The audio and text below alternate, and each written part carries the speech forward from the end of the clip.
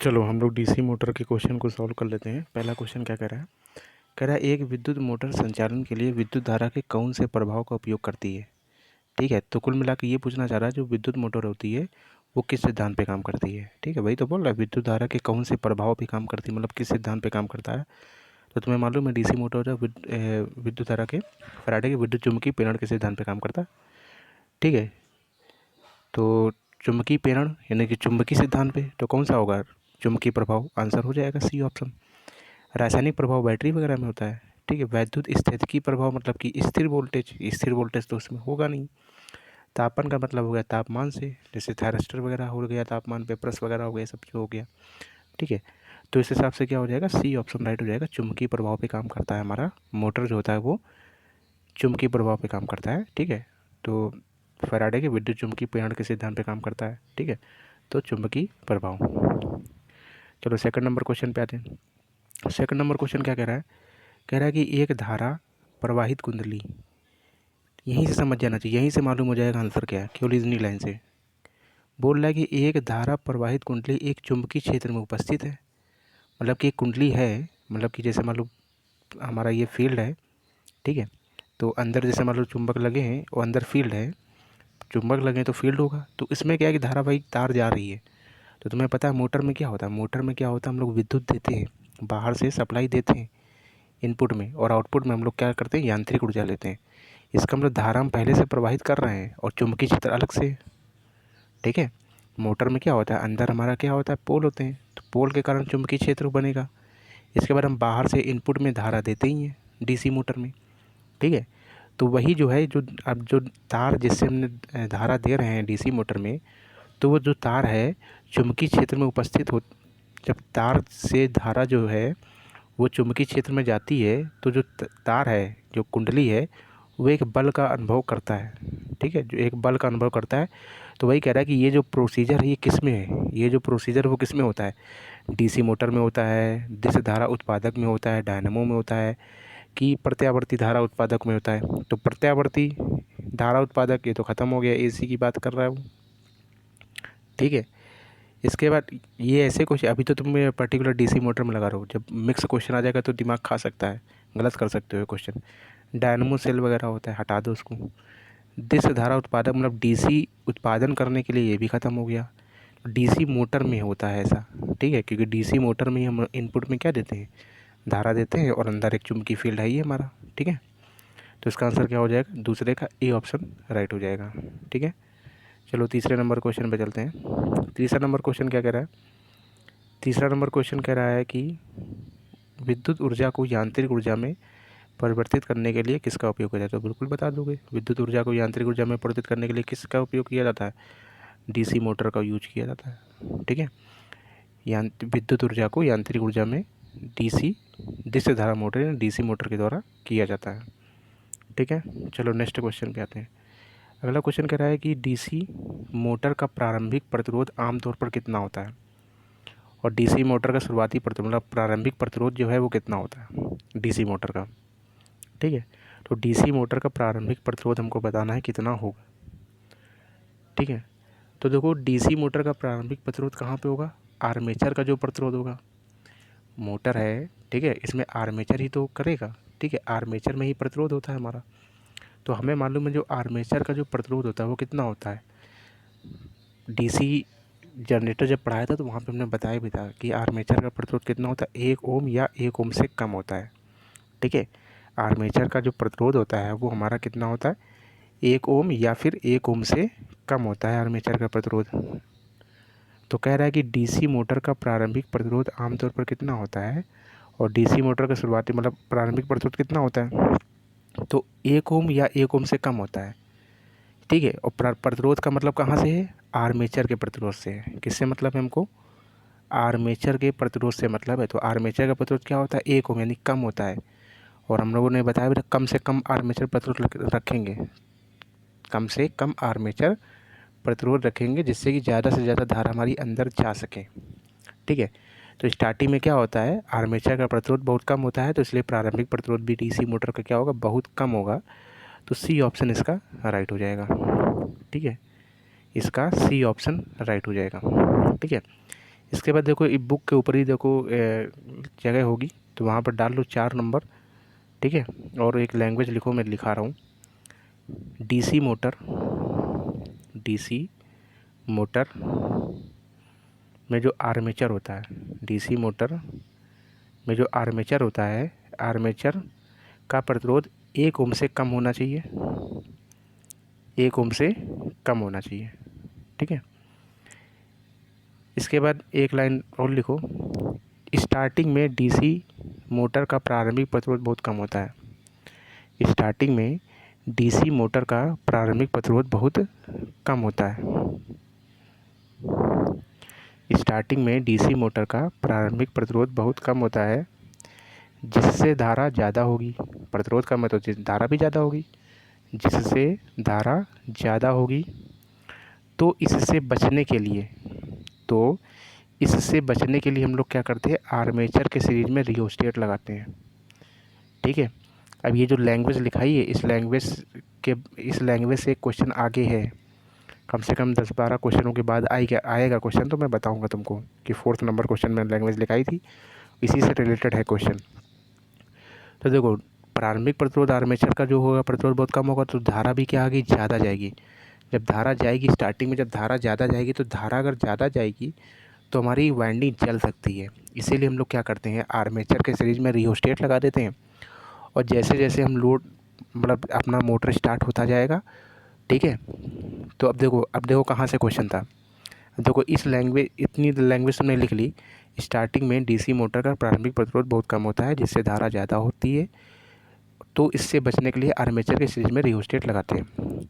ये रियोस्टेट से एक क्वेश्चन आगे तुमको मिलेगा कि अच्छा ये बताओ कि रियोस्टेट हमने लगाया है, तो जब मोटर स्टार्ट हो जाएगी तो रियोस्टेट क्या करता है, रियोस्टेट का मतलब होता है रेजिस्टेंस के मान में परिवर्तन करना।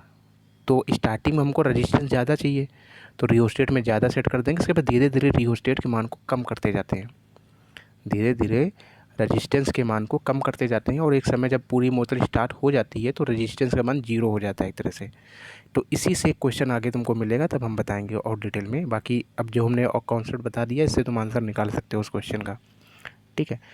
तो इससे क्या होगा कि डीसी मोटर का प्रारंभिक प्रतिरोध आमतौर पर क्या होता है, बहुत कम होता है, ठीक है। क्योंकि आर्मेचर में ही प्रतिरोध होता है, तो आर्मेचर का प्रतिरोध 101 ओम से कम होता है, इसलिए बहुत कम होता है।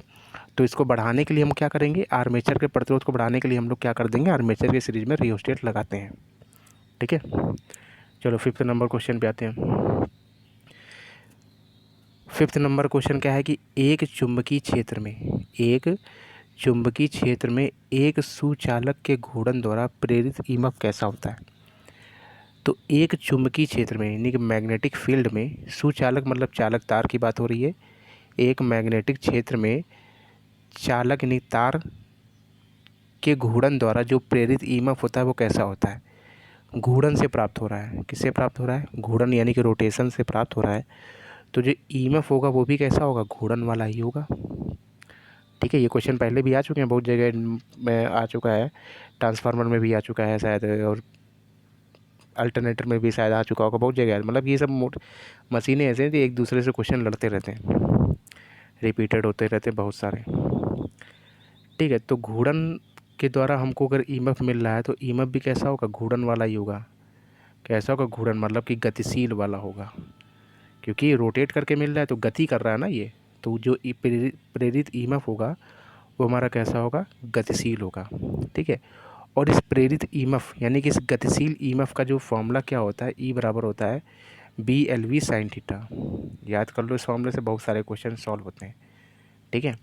अब इसी में क्वेश्चन बना देगा, अच्छा हमको प्रेरित ईएमएफ मैक्सिमम चाहिए, प्रेरित ईएमएफ मैक्सिमम चाहिए, तो मैक्सिमम कब मिलेगा, जब साइन थीटा का मान 1 हो जाएगा। साइन थीटा का मान कब 1 होगा, जब थीटा का मान कितना हो, 90 डिग्री हो।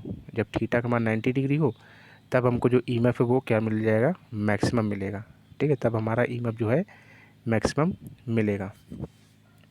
चलो अगले क्वेश्चन पे चलते हैं। अगला क्वेश्चन क्या कह रहा है, अगला क्वेश्चन कह रहा है जब मोटर का आर्मेचर चुंबकीय क्षेत्र में घूर्णन करता है तो यह बल की चुंबकीय रेखाओं को काटता है और फिर क्या होगा, ठीक है। तो आर्मेचर जो है चुंबकीय क्षेत्र में घूर्णन कर रहा है, ठीक है, और बल की चुंबकीय बल रेखाओं को काट रहा है तो हमारा क्या होगा, ईएमएफ प्रोड्यूस होगा। क्या होगा, ईएमएफ बनेगा। तो क्या प्रेरित होगा, विद्युत वाहक बल प्रेरित होता है। ठीक है, तो ईएमएफ बनता है तो विद्युत वाहक बल प्रेरित होता है। ठीक है, ये सब तो बिल्कुल बहुत तुच्छ क्वेश्चन बोलने एक तरह से है। ठीक है, ये सब कॉन्सेप्ट जाने कब का तुमको बता चुके हैं। ठीक है, चलो नेक्स्ट क्वेश्चन पे चलते हैं। नेक्स्ट क्वेश्चन कह रहा है कि डीसी मोटर के चालक के घूर्णन की दिशा कैसे ज्ञात करोगे। तो हमने बताया था, ट्रिक भी बताई थी हमने, अगर डीसी जनरेटर का याद रखो कि हम लोग डीसी जनरेटर जब स्टार्ट करते हैं तो दाएं हाथ से स्टार्ट करते हैं। तो डीसी जनरेटर में दाएं हाथ का नियम लगेगा, बाकी इसका मतलब टोपी मोटर में क्या लगेगा, बाएं हाथ का नियम बचा। तो बाएं हाथ का नियम किस में लगा दोगे, फ्लेमिंग के बाएं हाथ का नियम लगा को डीसी मोटर में। तो डीसी मोटर में चालक के घूर्णन की दिशा किससे ज्ञात करोगे, तो बाएं हाथ के नियम से ज्ञात करेंगे। ठीक है, वही सारे क्वेश्चन है। तो फ्लेमिंग के बाएं हाथ का नियम, बी ऑप्शन इसका राइट हो जाएगा। ठीक है, चलो अगले क्वेश्चन पे आते हैं। अगला क्वेश्चन क्या कह रहा है, कह रहा मोटर के संबंध के लिए उपयोग किया जाने वाला 3 कोर तार में पीवीसी रोधन का कलर क्या है। यानी कि 3 कोर का तार है, उसमें फेज का कलर पूछ रहा है। किसका कलर पूछ रहा है, फेज का। तो फेज का कलर क्या होता है, RYB। क्या होता है, RYB, रेड, येलो और ब्लैक। तो रेड येलो, सॉरी ब्लैक बता रहे, ब्लू, रेड येलो और ब्लू, RYB। तो सी ऑप्शन राइट हो जाएगा इसका, लाल पीला और नीला। कभी कभी क्वेश्चन ये भी पूछ लेता है कि बताओ प्राथमिक रंग कौन से हैं। प्राथमिक रंग पूछ लेता है कि प्राथमिक रंग हमारे कौन कौन से होते हैं। तो प्राथमिक रंग होते हैं RGB, ये होते हैं हमारे प्राथमिक रंग, RGB। ठीक है, तो रेड, ठीक है, और ब्लू, और ये क्या होता है, ग्रे होता है, पता नहीं क्या होता है, सर्च मार लेना यार, पता नहीं, चलो चामी मार के बताते हैं। ठीक है, तो प्राथमिक रंग RGB।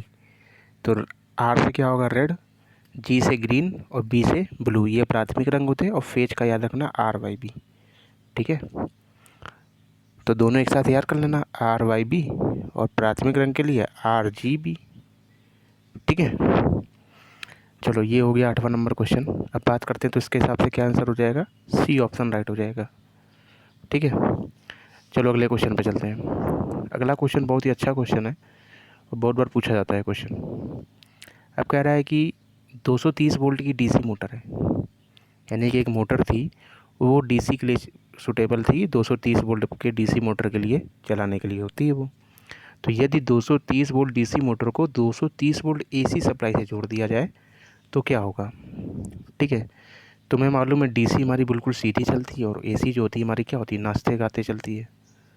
ठीक है, ऐसे प्लस माइनस, ठीक है, ऐसे चलती जाती है। लेकिन डीसी जो हमारी सीधी चलती है, तो उसका मतलब हमारी मोटर है डीसी वाली, तो डीसी देंगे तब तो सही साथ चलेगी। लेकिन जब हम एसी देंगे तो क्या करेगा, एक बार प्लस वाला देगा, इसके बाद माइनस देगा, तो क्या होगा, झटका देने लगेगी मशीन। झटका मतलब स्पार्किंग आने लगेगी। क्या आने लगेगी, स्पार्किंग। एक बार प्लस वाली करंट गई, इसके बाद फिर माइनस वाली करंट गई। ठीक है, तो एसी के लिए बनाया ही नहीं गया उसको। ठीक है, लेकिन चल तो जाएगी मोटर, तो मोटर चलेगी, लेकिन कैसे चलेगी, एक तो उसकी दक्षता कम हो जाएगी। अगर मान लो पहले अगर इनपुट में 100 देते थे, 95% हमको आउटपुट मिलता था, तो पहले अब हम अगर एसी को 100 एसी देंगे तो आउटपुट में पता चले हमको 70 ही मिल रहा है। ठीक है, तो दक्षता कम हो गई और ऊपर से क्या होगा, स्पार्किंग आ जाएगी। ठीक है, तो ये हमारा क्या हो जाएगा, डी ऑप्शन राइट हो जाएगा। ठीक है, अगर हमारी क्वेश्चन ऐसे होता कि यदि 230 वोल्ट एसी मोटर को 230 वोल्ट एसी मोटर को 230 वोल्ट डीसी सप्लाई दे दिया जाए तो क्या होगा। तो याद रखना, जितनी भी हमारी एसी मोटरें होती हैं या फिर एसी उपकरण जितने भी होते हैं, अगर हम उसको डीसी सप्लाई देंगे तो वो मोटर जो है स्टार्ट ही नहीं होगी। ठीक है, तभी तो देखिए ट्रांसफार्मर में क्या होता है, डीसी सप्लाई जैसे दोगे तो प्राइमरी वाइंडिंग जल जाती है। उसी प्रकार से यहाँ पे भी है, मोटरें हैं इसमें भी तो वाइंडिंग वगैरह है। अगर हम डीसी दे देंगे तो क्या हो जाएगा, हमारा मोटर ही नहीं स्टार्ट होगा। ठीक है, हमारी मोटर जो है वो स्टार्ट ही नहीं होगी। हो सकता है वाइंडिंग भी जल जाए, लेकिन ऑप्शन पे देखना पड़ेगा क्या ऑप्शन दे रहा है। अगर बोलेगा मोटर स्टार्ट नहीं होती तो उसको पहला प्राथमिकता देनी पड़ेगी। उसके बाद अगर कहीं लिखा होगा वाइंडिंग वगैरह जल जाएगी तो उसको प्राथमिकता देनी पड़ेगी तब, अगर ये ऑप्शन पहला वाला नहीं हुआ कि मोटर नहीं चलेगी तब। ठीक है, तो फिलहाल तो इस क्वेश्चन का आंसर क्या हो जाएगा, डी ऑप्शन राइट हो जाएगा।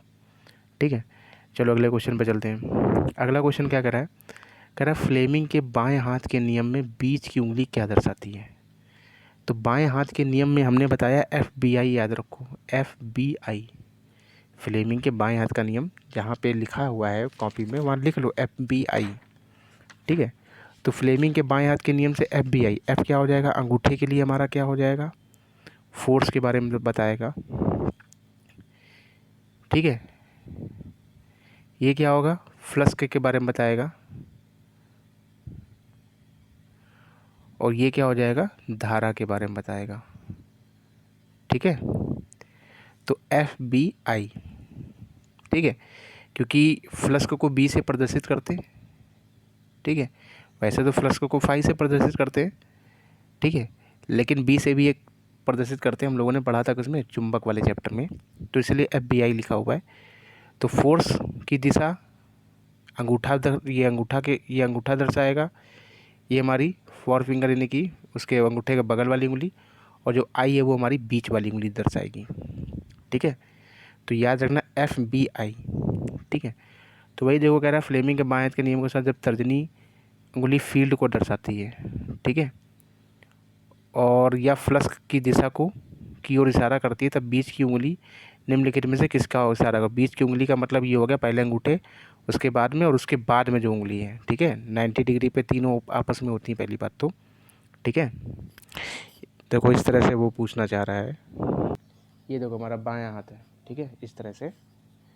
तो ये देखो तीनों हमारे कितने 90 डिग्री पे, ये अंगूठा हो गया, ये एफ के बारे में बताएगा, ये चुंबकीय फ्लक्स बी के बारे में बताएगा, और ये जो उंगली है ये हमारा आई के बारे में बताएगा, यानी कि धारा के बारे में बताएगा। ठीक है, तो एफ, बी और आई, ये हो गया बाएं हाथ का नियम। फोर्स की दिशा, फ्लक्स की दिशा और धारा की दिशा।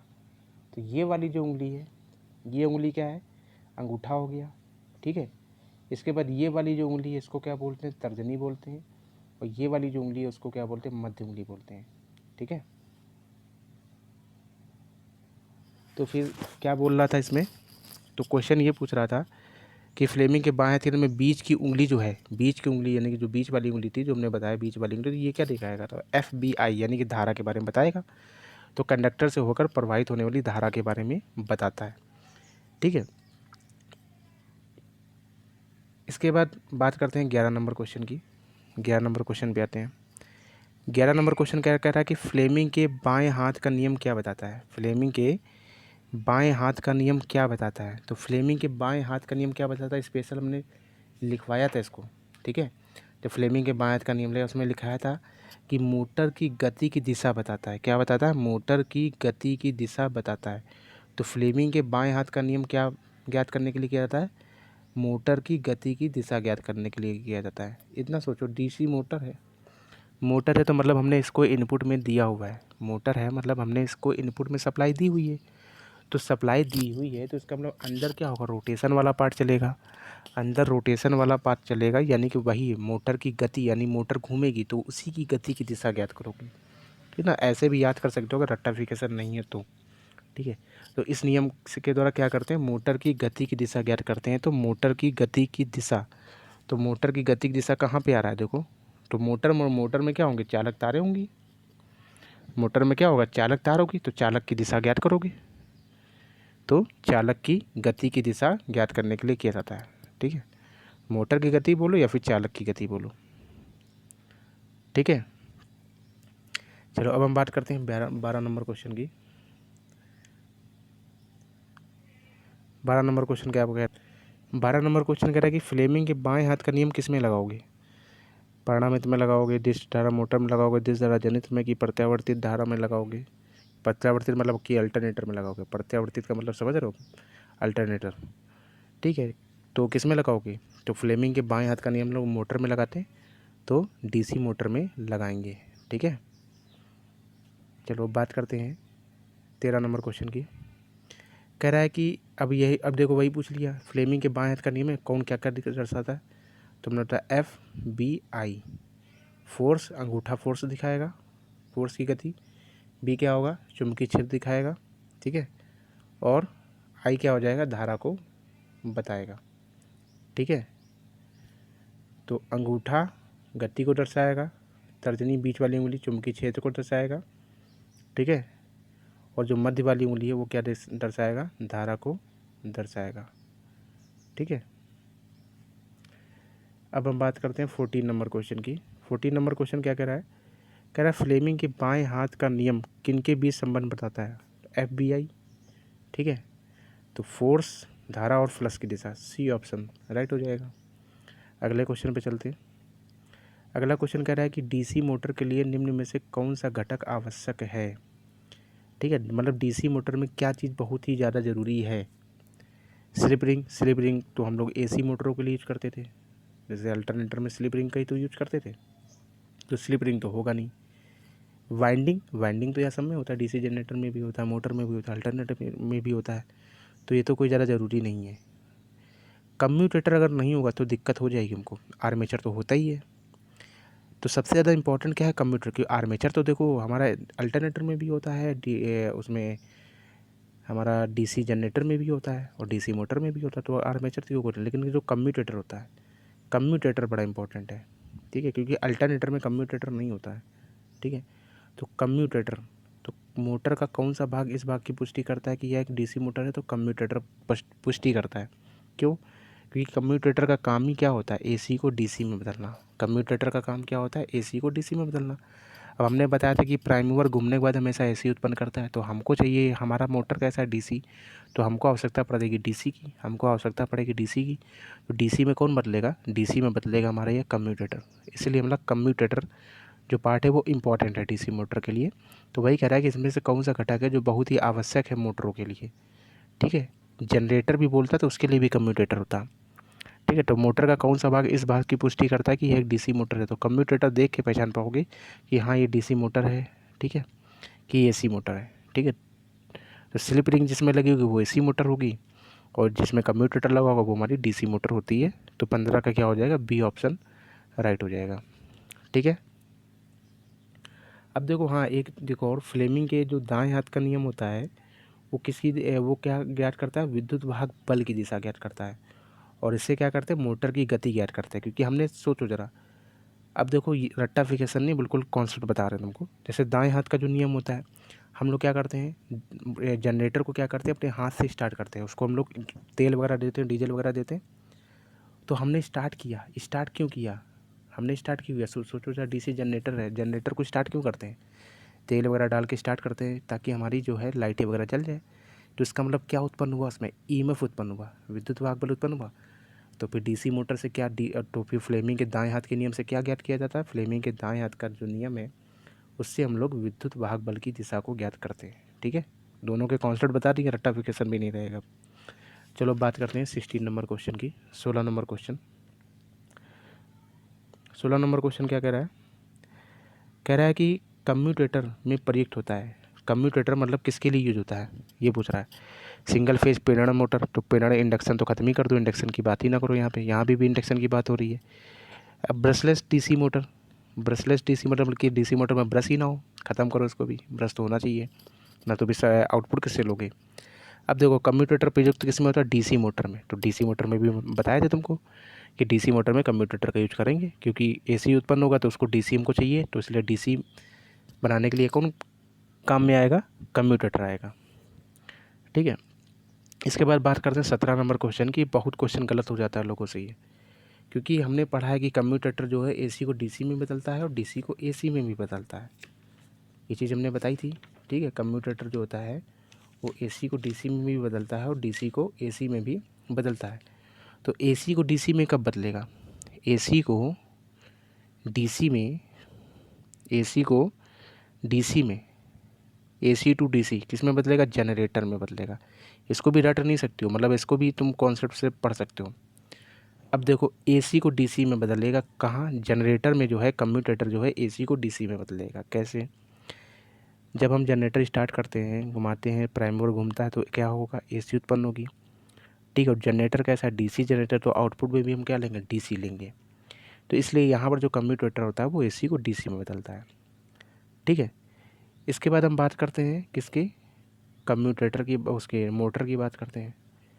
अब मोटर में क्या होता है, मोटर में क्या होता है, ये मोटर में डीसी को एसी में बदलता है।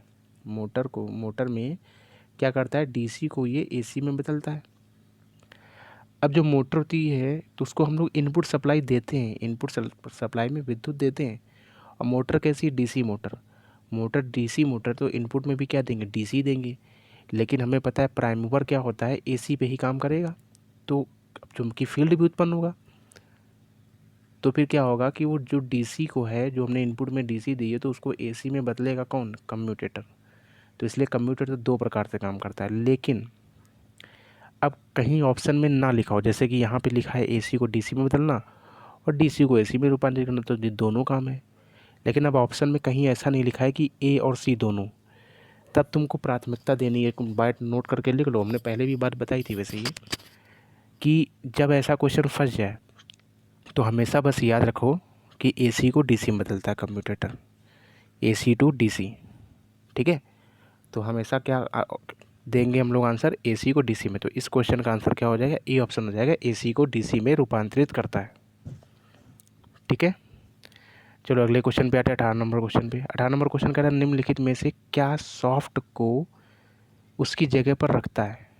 निम्नलिखित में से क्या सॉफ्ट को उसकी जगह पर रखता है। चलो इसका फिगर दिखाते हैं तुमको।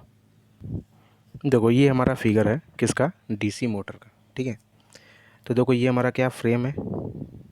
ठीक है, ये क्या है, हमारा बॉडी का बाहर वाला पार्ट है, फ्रेम बोलते हैं इसको, बॉडी या यॉक बोलते हैं। इसके बाद देखो ये सॉफ्ट होता है, ये जो है ना, ये जो डंडी टाइप के अंदर गई ना, ये ऐसे करके क्या है कि इस तरफ भी ऐसे निकली होती है, बाहर की तरफ ऐसे निकली होती है। ठीक है, इसको क्या बोलते हैं, सॉफ्ट बोलते हैं हम लोग। इसको क्या बोलते हैं हम लोग, सॉफ्ट बोलते हैं।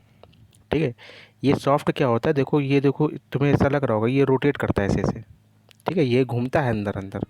देखो ये जो घूमता है अंदर अंदर, ये देखो, इससे ये देखो हमारा क्या लगा है, ये आर्मेचर देखो लगा, ये भी आर्मेचर किसके ऊपर लगा होता है, सॉफ्ट के ऊपर लगा होता है।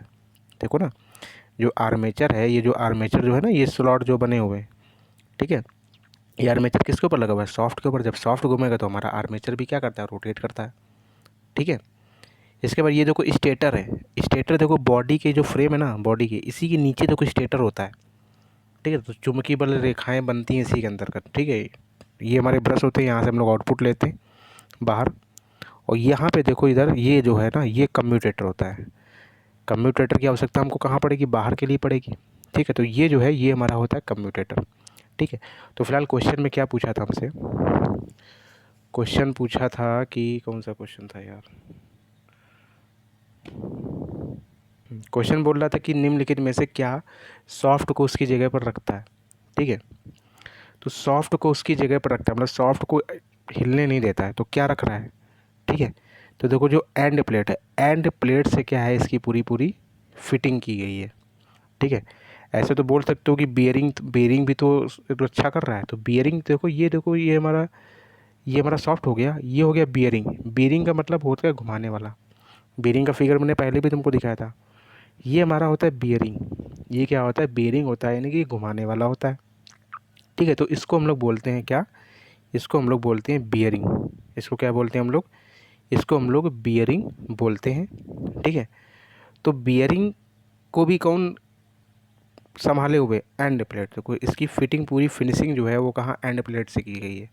तो एंड प्लेट जो है सॉफ्ट को भी दबा के रखा हुआ है, बिल्कुल टाइट करके रखा हुआ है, और बियरिंग को भी टाइट करके रखा हुआ है। ठीक है, तो फिर एंड प्लेट है इसका आंसर। ठीक है, देखो एंड प्लेट, तो क्या कर रहा है, निम्नलिखित में क्या सॉफ्ट को उसकी जगह पर रखता है, यानी कि पकड़ के रखता है। तो कौन रख रहा है, एंड प्लेट रख रहा है। कौन रख रहा है, एंड प्लेट। ठीक है, इसके बाद देखो, तो इसका आंसर क्या हो जाएगा, एंड प्लेट इसका आंसर हो जाएगा। इसके बाद देखो ये रॉकर आर्म जो होता है वो ब्रश के लिए यूज होता है। ठीक है, रॉकर आर्म जो होता है वो किसके लिए यूज होता है, ब्रश के लिए यूज होता है। पोल शूज तो तुम्हें पता है, वाइंडिंग वगैरह स्थापित करते हैं पोल शूज के ऊपर, और ग्रीस कप क्या होता है, ग्रीस कप क्या होता है, ग्रीस लगाना। ग्रीस कप मतलब क्या होता है, ग्रीस लगाना। ग्रीस हम लोग कब लगाते हैं, जब कोई चीज़ जैसे दरवाज़ा वगैरह भी जब बहुत टाइट बंद होने लगता है उसके बाद हम लोग ऑयलिंग कर देते हैं, ग्रीसिंग कर देते हैं, ठीक है। वो हो गया ग्रीस वगैरह, यानी कि घर्षण के मान को कम करने के लिए, यानी फ्रैक्शन के मान को कम करने के लिए हम लोग ग्रीस लगाते हैं, ठीक है। तो फिलहाल इस क्वेश्चन का आंसर क्या हो जाएगा, एंड प्लेट हो जाएगा। क्या हो जाएगा, एंड प्लेट। एंड प्लेट इधर भी एक दोनों साइड लगता है एंड प्लेट, ठीक है। एंड प्लेट जो होता है वो दोनों साइड लगता है, ठीक है। फिलहाल जब हमने थ्योरी पढ़ाई तो एंड प्लेट के बारे में बताया भी था हमने। चलो अब हम बात करते हैं 19 नंबर क्वेश्चन। डीसी मशीन में ही सब बता दिया था एंड प्लेट वगैरह क्या होता है। 19 नंबर क्वेश्चन पे आते हैं। 19 नंबर क्वेश्चन क्या कह रहा है, कह रहा है निम्नलिखित में से किस घटक का उपयोग कम्यूटेटर से करंट को इकट्ठा करके बाहरी लोड की आपूर्ति के लिए किया जाता है। मतलब हमको करंट जो है बाहर लेना है, तो करंट बाहर लेते हैं, यानी आउटपुट हम किससे लेते हैं, ब्रश से लेते हैं। आउटपुट वगैरह किससे लेते हैं हम लोग, ब्रश से ही लेते हैं। यहीं पे हम अपना तार जोड़ते हैं, यहीं से हमको आउटपुट मिल जाता है, ठीक है। ये तो क्वेश्चन, ये भी क्वेश्चन बहुत बार आ चुका है, ठीक है। तो आउटपुट पूछना चाह रहा है ये, ठीक है। कम्यूटेटर से करंट को इकट्ठा होता है, सब तो बकवास की बात है। सीधा ये क्वेश्चन में नहीं है, से बाहरी लोड को आपूर्तित करने के लिए, बाहरी लोड पर यानी कि धारा लेने के लिए हम लोग किसका यूज करेंगे, ब्रश का यूज करेंगे। तो 19 का डी ऑप्शन राइट हो जाएगा, ठीक है। चलो बात करते हैं 20 नंबर क्वेश्चन की। 20 नंबर क्वेश्चन क्या कह रहा है, कह रहा है कि डीसी मोटर में एक देसी बला घूर्ण को की सहायता से उत्पन्न किया जा सकता है। डीसी मोटर में एक देसी बला घूर्ण को की सहायता से उत्पन्न किया जा सकता है, या फिर कह रहा है कि एक दिष्ट धारा यानी कि डीसी मोटर में एक देसी बला घूर्ण किसकी सहायता से प्राप्त किया जा सकता है। तो देखो यहीं से नाम क्लियर हो रहा है, एक देसी। एक देसी का मतलब क्या होगा, सीधा चलेगा। और सीधा क्या चलता है, डीसी चलती है। सीधा क्या चलता है, डीसी चलती है। तो इसका मतलब कम्यूटेटर इसका आंसर तो होगा ही, क्योंकि कम्यूटेटर क्या करता है, एसी को डीसी में कन्वर्ट करता है। तो बल आघूर्ण जो भी है, बल आघूर्ण का मतलब हो गया घूमने के लिए, ठीक है। तो वो भी क्या होगा, एक डीसी में चलेगा। तो कम्यूटेटर की वजह से चलेगा, और किसकी वजह से चलेगा, ब्रश की वजह से चलेगा, ठीक है। और किसकी वजह से चलेगा, ब्रश की वजह से चलेगा। तो जब तक ब्रश नहीं होगा तब तक आउटपुट भी नहीं ले पाएंगे, ठीक है। अभी जस्ट ऊपर वाला क्वेश्चन था, तो वही कह रहा है कि डीसी मोटर में एक डीसी बला घूर्ण किसकी सहायता से प्राप्त कर सकते हैं, कम्यूटेटर और ब्रश के माध्यम से प्राप्त कर सकते हैं, ठीक है। क्योंकि आर्मेचर इसमें रोटेट करेगा ना, आर्मेचर क्या करेगा, रोटेट करेगा। तो आर्मेचर रोटेट, अभी तुमको दिखाया था कम्यूटेटर आर्मेचर के बगल में ही लगा हुआ है, ठीक है। तो एक देसी, वो भी एक दिशा में उत्पन्न हो, एक दिशा में उत्पन्न होने के लिए कम्यूटेटर यूज होगा, और बाहरी आउटपुट लेने के लिए हम लोग ब्रश का यूज करेंगे। तो ये दोनों इंपॉर्टेंट है इसके लिए, ठीक है। तो एक डिश धारा डीसी मोटर में एक डीसी बला घूर्ण जो है हम लोग कम्यूटेटर और ब्रश के माध्यम से प्राप्त करते हैं, इसका मतलब डी ऑप्शन इसका राइट हो जाएगा। कौन सा ऑप्शन, डी ऑप्शन, ठीक। चलो आगे बात करते हैं 21 नंबर क्वेश्चन। अब देखो 21 नंबर क्वेश्चन भी आ चुका है, ठीक है, काफ़ी बार आ चुका है ये भी क्वेश्चन। कह रहा है कि किसी इलेक्ट्रिक मोटर के पोल फेस और आर्मेचर के बीच का वायु अंतराल अगर कम किया जाए तो क्या होगा। किसी डीसी मोटर के पोल फेस और आर्मेचर के बीच का वायु अंतराल कम किया जाए। तुम इतना सोचो बस, कोई कॉन्सेप्ट ना सोचो, ठीक है। जो हमने पिछली बार बताया था वही चीज़ बता दो। जैसे मान लो ये हमारा रोटर है, इधर में ये हमारा पोल यहाँ पे स्थापित है मान लो, ठीक है। यहाँ पर हमारा पोल है, यहाँ पर मतलब आर्मेचर है, ये घूम रहा है। तो देखो एक ये हमारा, इनके बीच की गैपिंग हमारी इतनी है। इसके बाद एक हमारा ऐसे बना लिया, ये हमारी रोटर, और ये हमारा बाहर इधर ऐसे पोल, इनके बीच की गैपिंग बहुत कम है। तो जरा सोचो कहाँ पे चुंबकी घनत्व कहाँ जा पे ज़्यादा होगा, चुंबकीय बल रेखा कहाँ पर ज़्यादा होंगी, घनी घनी कहाँ होंगी, ठीक है। यहाँ पर चुंबकीय बल रेखाओं के लिए बहुत रास्ता है, तो मतलब दूर दूर रहेंगी। यहाँ पे क्या होगा, चुंबकीय बल रेखा घनी होंगी, मतलब अगर 3 रेखाएं तो बिल्कुल घनी घनी रेखाएं होंगी, यानी कि इसमें जो इनका जो फील्ड होगा वो बहुत मजबूत होगा, ठीक है। इनका फील्ड क्या होगा, मजबूत होगा, ठीक है। तो जितना इनके बीच में गैप कम होगा, इनके बीच में गैप जितना ज़्यादा कम होगा, ठीक है, चुंबकीय बल जो है वो उतना ही ज़्यादा होगा, ठीक है। चुंबकीय बल जो है वो उतना ही ज़्यादा होगा जितना अंतराल कम होगा, ठीक है। तो क्वेश्चन कर रहा है कि किसी इलेक्ट्रिक मोटर के पोल फेस और आर्मेचर के बीच का वायु अंतराल कम क्यों रखा जाता है। तो प्रबल चुंबकीय क्षेत्र पाने के लिए, यानी कि मजबूत चुंबकीय क्षेत्र पाने के लिए रखा जाता है। किसके लिए रखा जाता है, प्रबल चुंबकीय क्षेत्र पाने के लिए रखा जाता है, ठीक है। चलो नेक्स्ट क्वेश्चन पे चलते हैं। अगला क्वेश्चन क्या कह रहा है, निम्नलिखित में से कौन सा टेप मोटर कनेक्शन के लिए सबसे उपयुक्त होता है? निम्नलिखित में से कौन सा टेप मोटर कनेक्शन के लिए सबसे उपयुक्त होता है?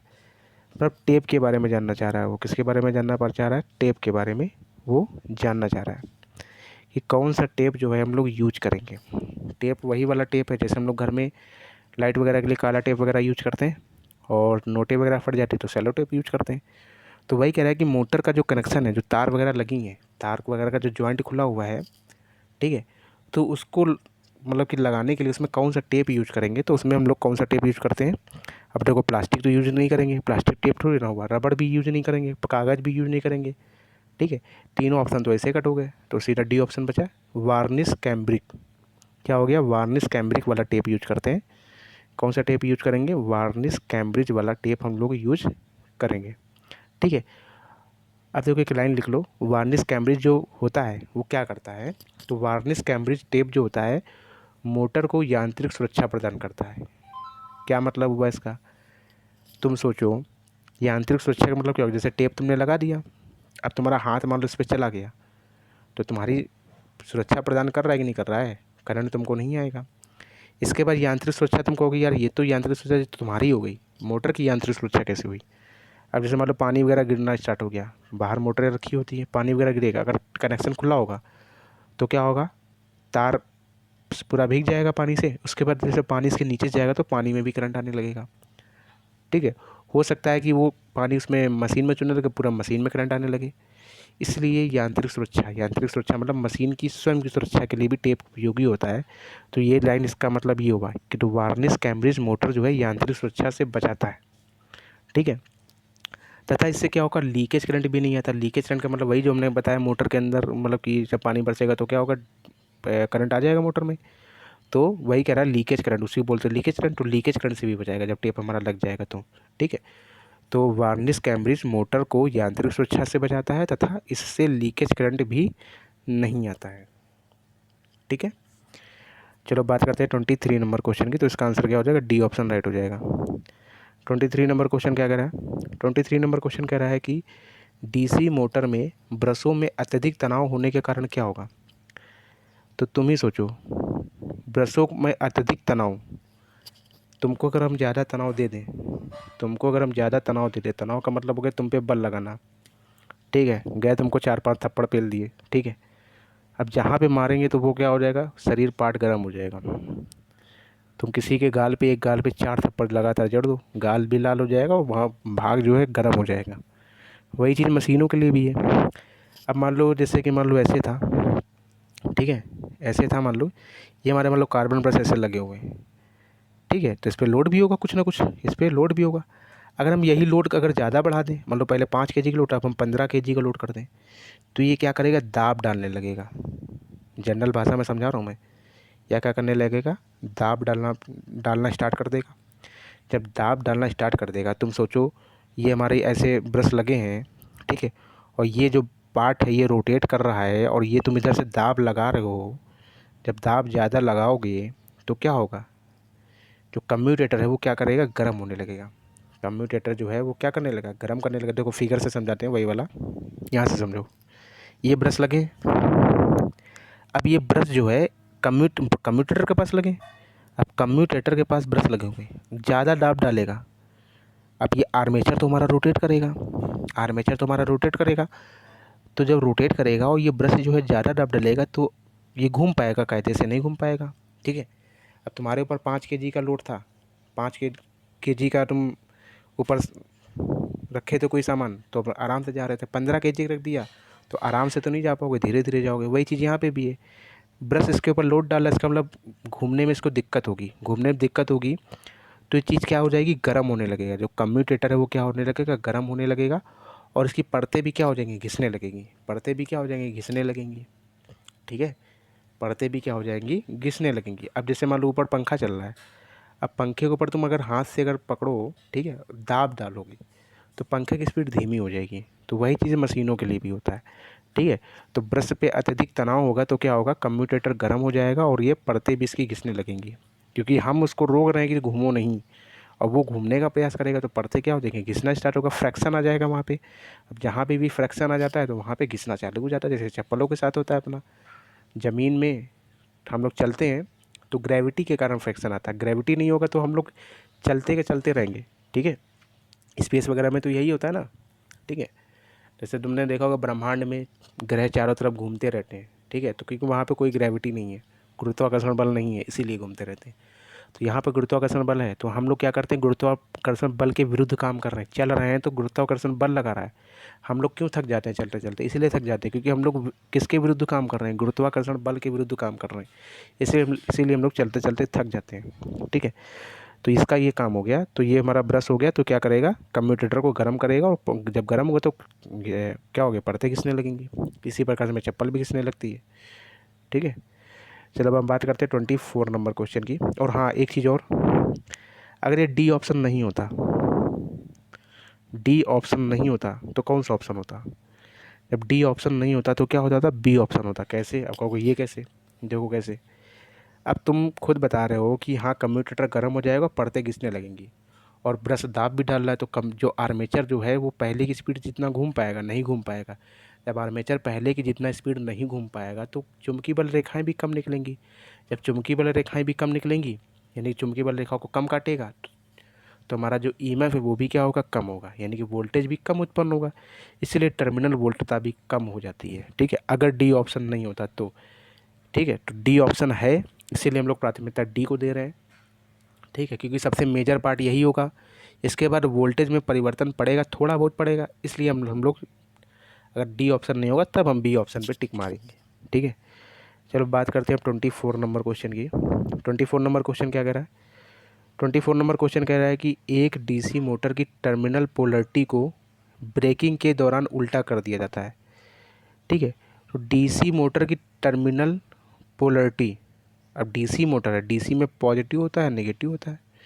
डीसी में दो ही चीज़, जैसे डीसी जनरेटर हो चाहे डीसी मोटर हो। ठीक है, डीसी बैटरी वगैरह, बैटरी से भी डीसी उत्पन्न होती है, तो यहाँ से समझ जाओगे। तो डीसी में क्या होता है, बैटरी वगैरह में एक पॉजिटिव होता है एक नेगेटिव होता है। क्या होता है, एक हमारा पॉजिटिव होता है और एक क्या होता है, नेगेटिव होता है। तो एक डीसी मोटर की टर्मिनल पोलरिटी, एक डीसी मोटर की टर्मिनल पोलरिटी ब्रेकिंग के दौरान उल्टा कर दिया जाता है। ब्रेकिंग के दौरान उल्टा कर दिया जाता है। उसका रीज़न क्या है, तो किसके दौरान, प्लगिंग के दौरान उल्टा कर दिया जाता है। किसके दौरान कर दिया जाता है, प्लगिंग के दौरान। देखो, तुम्हें मालूम है कि जो डीसी मोटर होता है उसमें हम लोग इनपुट में क्या देते हैं, एसी सप्लाई देते हैं। क्या देते हैं, एसी सप्लाई। तो कोई तो वायर होगी, वायर से एसी सप्लाई जाएगी।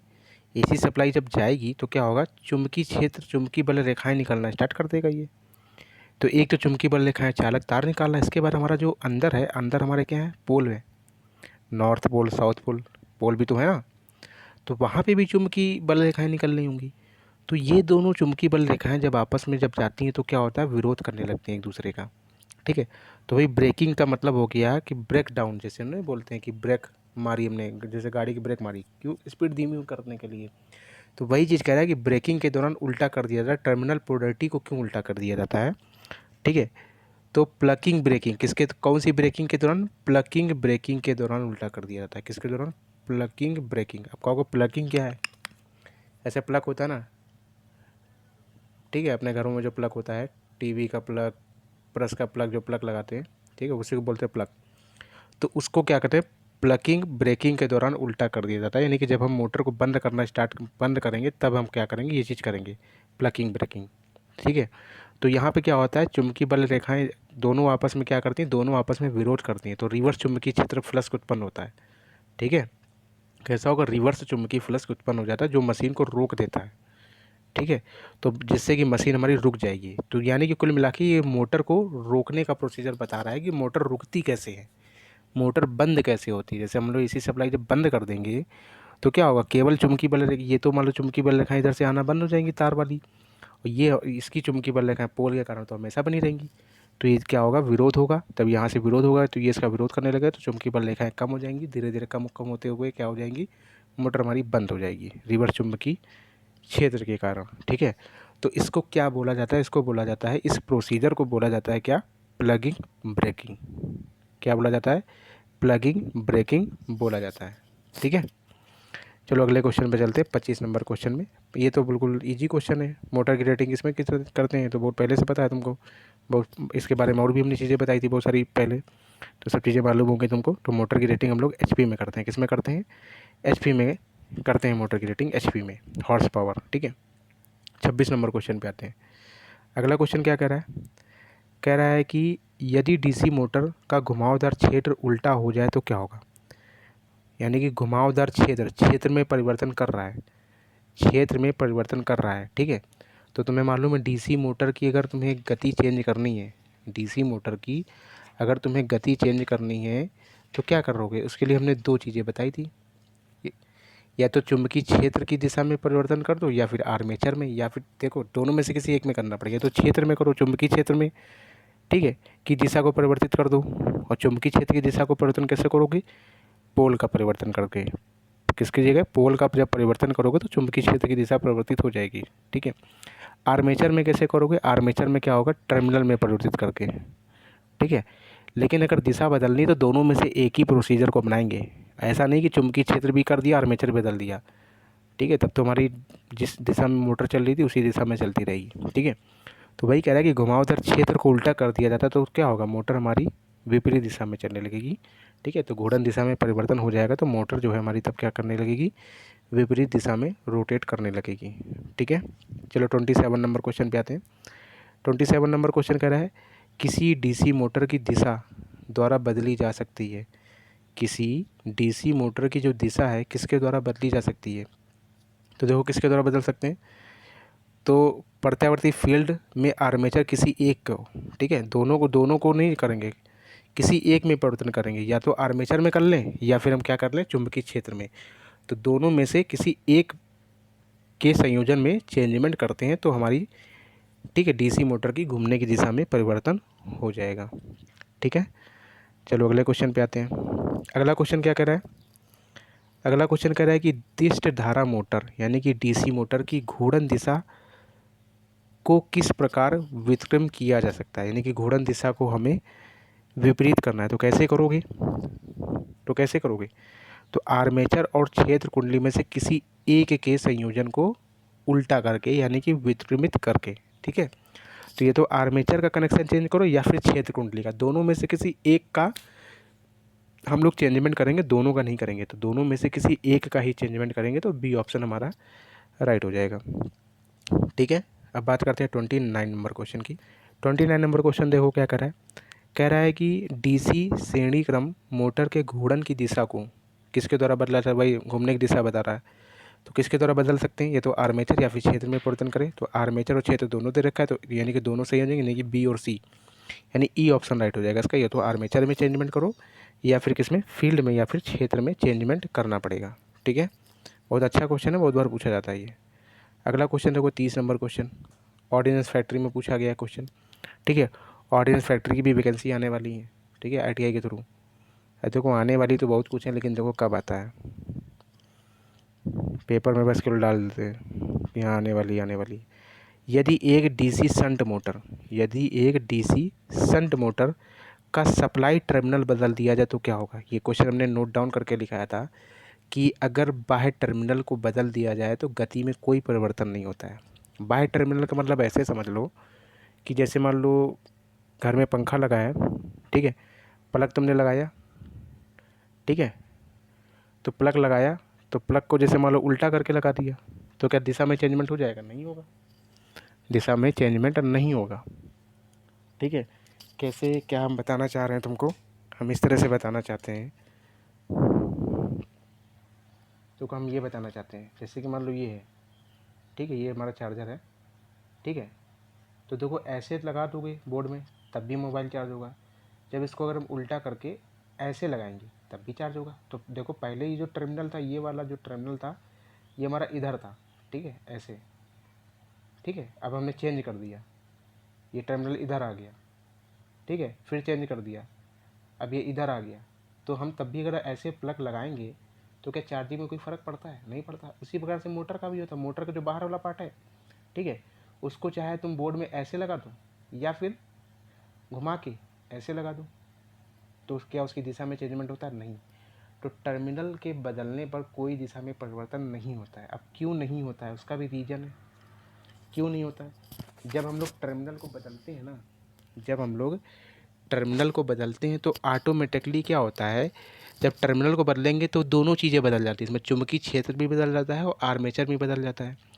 तो जब दोनों बदल जाएगा तो हमारा क्या होगा, मोटर जो है हमारी उसी दिशा में रोटेट रहती है जिस दिशा में घूमती है। ठीक है, तो लाइन लिख लो ज़रा, लिखो ज़रा कि ऊपरी इसी बुक में लिख लो 30 नंबर डाल के, नंबरिंग जरूर डाल दिया करो, जो लैंग्वेज लिखा करो तो कंफर्म समझ में तो आ जाएगी ये गाथा किसकी लिखी है। तो 30 नंबर क्वेश्चन ऊपर डाल के लिख लो, बाहे, ठीक है, बाहे ब्रैकेट में लिख लो सप्लाई, ब्रैकेट बंद, टर्मिनल बदलने पर मोटर की दिशा में कोई चेंजमेंट नहीं होता है क्योंकि आर्मेचर तथा चुंबकीय क्षेत्र, क्योंकि आर्मेचर तथा चुंबकीय क्षेत्र दोनों में परिवर्तन हो जाता है, क्योंकि आर्मेचर तथा चुंबकीय क्षेत्र दोनों में परिवर्तन हो जाता है। ठीक है, तो फिर इसमें क्या होगा, जब टर्मिनल को अब आपस में बदल रहे हो तो क्या कि मोटर की दिशा में कोई चेंजमेंट होगा, नहीं चेंजमेंट होगा। मोटर जिस दिशा में चल रही थी उसी दिशा में चलेगी, तो मोटर सामान्य गति से, मतलब जितनी स्पीड थी उसी स्पीड से चलेगी और उसी दिशा में चलेगी जिस दिशा में वो चल रही थी पहले। ठीक है, तो टर्मिनल बदलने से कुछ नहीं होता है। अगर दिशा बदलनी है तो या तो आर्मेचर में चेंजमेंट करो या फिर चुंबकीय क्षेत्र में चेंजमेंट करना पड़ेगा। ठीक है, अगले क्वेश्चन 31 में आते हैं। 31 नंबर क्वेश्चन क्या कह रहा है कि डीसी मोटर के फील्ड कॉइल आमतौर पर किसके बने होते हैं। डीसी मोटर के जो फील्ड कॉइल है, अब हमने इसके बारे में भी बताया था, फील्ड कॉइल के बारे में हमने बताया था। फील्ड कॉइल हमेशा और हमेशा किसकी बनती है, तांबे की बनाई जाती है। फील्ड कॉइल तांबे की बनाई जाती है, या फिर अगर ऑप्शन में इनेमल्ड तांबे का तार होता तो पहले उसको प्राथमिकता देते इनेमल्ड तांबे की तार। ये ट्रांसफार्मर में बहुत क्वेश्चन आया था। ठीक है, फील्ड कॉइल के बारे में। तो फील्ड कॉइल किसकी बनाएंगे, तो इनेमल्ड तांबा है नहीं, इनेमल्ड तांबा नहीं है तो फिर क्या है, तांबा केवल लिखा है तो तांबे की बनाएंगे। तो फील्ड कॉइल हमेशा किसकी बनाते हैं, फील्ड कॉइल जो है हम लोग तांबे की बनाते हैं। ठीक है, अगले क्वेश्चन पे आते हैं। अगला क्वेश्चन क्या कह रहा है, कह रहा है निम्नलिखित भागों में से कौन सा भाग, निम्नलिखित भागों में से कौन सा भाग पोल कोर को यांत्रिक आधार देता है और चुंबकीय धारा के एक भाग के रूप में कार्य करता है। ठीक है, यांत्रिक सुरक्षा के लिए किसका यूज करते हैं, केवल यहीं से नाम, यहीं से केवल एक वर्ड से क्लियर हो जाना चाहिए, इसी वर्ड से केवल आंसर निकल जाएगा। हमको यांत्रिक आधार देता है मतलब यांत्रिक सुरक्षा प्रदान करता है। यांत्रिक सुरक्षा कौन प्रदान करता है, बॉडी, और बॉडी को ही क्या बोलते हैं, यॉक। ठीक है, तो यांत्रिक सुरक्षा प्रदान कराना तो किसका यूज करेंगे, यॉक का यूज करेंगे। ठीक है, बाकी तो सब बकवास लिखा है, और चुंबकीय धारा के एक भाग के रूप में कार्य करता है। ठीक है, तो बॉडी जो होता है, बॉडी के नीचे स्टेटर लगा होता है, तो चुंबकीय धारा का एक भाग के रूप में ही तो काम करता है, क्योंकि चुंबकीय बल रेखाएं उसी से टकराती हैं। तो चुंबकीय बल रेखाओं को पाथ प्रदान करता है कौन, स्टेटर। चुंबकीय बल रेखाओं को पाथ प्रदान करता है स्टेटर। ठीक है, तो निम्नलिखित भागों में से कौन सा भाग पोल को यांत्रिक आधार देता है, तो यहीं से पता चल जाता है। यांत्रिक नहीं, बाह्य सुरक्षा से बचाने के लिए, यांत्रिक मतलब बाह्य सुरक्षा प्रदान करने के लिए किसका यूज करते हैं, बॉडी का यानी यॉक का यूज करते हैं। बी ऑप्शन इसका राइट हो जाएगा। ठीक है, चलो अगले क्वेश्चन पे चलते हैं। 33 नंबर क्वेश्चन। 33 नंबर क्वेश्चन कह रहा है, अब देखो लैमिनेटेड कोर, हमने कहा जहाँ लैमिनेटेड ध्यान में आ जाए तुरंत एडी करंट आ जाना चाहिए दिमाग में। ठीक है, तो लैमिनेटेड कोर या आर्मेचर में निम्नलिखित में से कौन सी हानि कम करते हैं, तो लैमिनेटेड कोर जो होता है वो एडी करंट लॉस को कम करते हैं। किसको कम करते हैं, वो एडी करंट लॉस को कम करते हैं। ठीक है, चलो अगले क्वेश्चन पे चलते हैं। 34 नंबर क्वेश्चन पे। 34 नंबर क्वेश्चन कह रहा है कि दिश धारा मोटर के कुशल संचालन के लिए, यानी कि अच्छे से मोटर चले, कुशल का मतलब क्या होगा, अच्छे से मोटर चले, तो डिश धारा मोटर के कुशल संचालन के लिए आर्मेचर परिपथ में डाला गया अतिरिक्त प्रतिरोध, आर्मेचर परिपथ में डाला गया अतिरिक्त प्रतिरोध। अब देखो ये वही क्वेश्चन है, हमने बताया था ना, जब हम आएगा क्वेश्चन तो बताएंगे। 4th नंबर क्वेश्चन जब हमने बताया ना, 4था नंबर क्वेश्चन बताया था, ये उसी का क्वेश्चन है जो हमने लैंग्वेज बताई थी 34 में। ठीक है, तो 34 जो क्वेश्चन है वो वही क्वेश्चन है जो हमने 4th में लैंग्वेज बताई थी। ठीक है, तो देखो वही कह रहा है, कि दिश धारा मोटर यानी कि डीसी मोटर के कुशल संचालन के लिए, डीसी मोटर के कुशल संचालन के लिए मतलब अच्छे से मोटर हमारी चले, तो आर्मेचर परिपथ में डाला गया अतिरिक्त प्रतिरोध, ये किसकी बात कर रहा है, ये रियोस्टेट की बात कर रहा है कि आर्मेचर के सीरीज में हम लोग क्या बोलते थे, आर्मेचर के सीरीज में रियोस्टेट लगाते थे। क्यों लगाते थे? क्योंकि जो आर्मेचर का जो प्रतिरोध था बहुत ही कम था, बहुत ही कम था। तो करंट हमारी मैक्सिमम जाएगी, करंट मैक्सिमम जाएगी, जिससे हमारी वाइंडिंग जल सकती है। इसीलिए हम लोग क्या करते थे, आर्मेचर के सीरीज में एक रियोस्टेट लगा देते थे। तो रियोस्टेट लगा देते थे, और रियोस्टेट का काम क्या होता था, स्टार्टिंग में तो रियोस्टेट ज़्यादा प्रतिरोध का मान होता है। स्टार्टिंग में रियोस्टेट जो था वो ज़्यादा प्रतिरोध के मान को रखता है। जैसे जैसे मोटर हमारी स्टार्ट होती जाती है, रियोस्टेट क्या करता है कि अपनी रेजिस्टेंस जो प्रतिरोध है उसके मान को घटाने लगता है, धीरे धीरे कम करते रहते हैं। ठीक है, तो धीरे धीरे कम करते रहते हैं, जिससे कि मैं धारा धीरे धीरे बढ़ती रहती है। ठीक है, तो अब ये वही क्वेश्चन है, कह रहा है कि डीसी दिश्य धारा मोटर के कुशल संचालन के लिए आर्मेचर परिपथ में डाला गया अतिरिक्त प्रतिरोध। देखो किस तरह से लिखिए, आर्मेचर परिपथ में डाला गया अतिरिक्त प्रतिरोध, यानी कि आर्मेचर के श्रेणी क्रम में हमने रियोस्टेट लगाया हुआ है। तो रियोस्टेट का काम क्या होता है, तो देखो सी ऑप्शन होगा, चरणों में कम किया जाना चाहिए। तो प्रतिरोध जो है वो क्या होता है, चरणों में कम किया जाता है। रियोस्टेट के मान को धीरे धीरे कम करते हैं ना, अभी तो बताया धीरे धीरे कम करते हैं, तो चरणों में कम कर रहे हैं, धीरे धीरे, एकदम से तो कम नहीं किया, स्टेप बाय स्टेप कम करते हैं। जैसे जैसे मोटर की स्पीड बढ़ती रहती है स्टेप बाय स्टेप, वैसे हम लोग स्टेप बाय स्टेप क्या करते रहते हैं, आर्मेचर के रेजिस्टेंस के मान को कम करते रहते हैं। तो चरणों में क्या करते हैं हम लोग, स्टेप बाय स्टेप में प्रतिरोध के मान को कम करते रहते हैं। तो सी ऑप्शन इसका राइट हो जाएगा। ठीक है, तो 34 का सी ऑप्शन हमारा राइट हो जाएगा। ठीक है, चलो बात करते हैं हम लोग 35 नंबर क्वेश्चन की। 35 नंबर क्वेश्चन क्या कह रहा है, कह रहा है इनमें से क्या किसी डीसी मोटर के आउटपुट हैं, इनमें से क्या किसी डीसी मोटर के आउटपुट है। यानी हमें मालूम है डीसी मोटर आउटपुट के रूप में क्या देगा, डीसी मोटर जो है वो हमारा आउटपुट के रूप में क्या देगा, ये हमसे जानना चाह रहा है कि डीसी मोटर जो है आउटपुट के रूप में क्या देगा। तो हमें मालूम है जो डीसी मोटर जो होता है वो विद्युत ऊर्जा लेता है और यांत्रिक ऊर्जा देता है। अब यांत्रिक ऊर्जा देगा तो आउटपुट के रूप में धारा तो मिलेगी नहीं, धारा इसमें दिला रहा है, ख़त्म हो गया ये। इसके बाद देखो शक्ति दिला रहा है, शक्ति कहाँ से हो जाएगा, ये भी ख़त्म। इसके बाद देखो स्पीड दे रहा है, गति, ये भी ख़त्म। ठीक है, गति भी तो नहीं देता है, नहीं नहीं गति ठीक है नहीं, वोल्टता, वोल्टता और धारा, देखो यहाँ पे भी धारा दे रहा है, यहाँ पे भी क्या दे रहा है, धारा दे रहा है, तो ये भी ख़त्म हो गया। तो देखो बल आघूर्ण और गति, बल आघूर्ण और गति, क्योंकि मोटर है।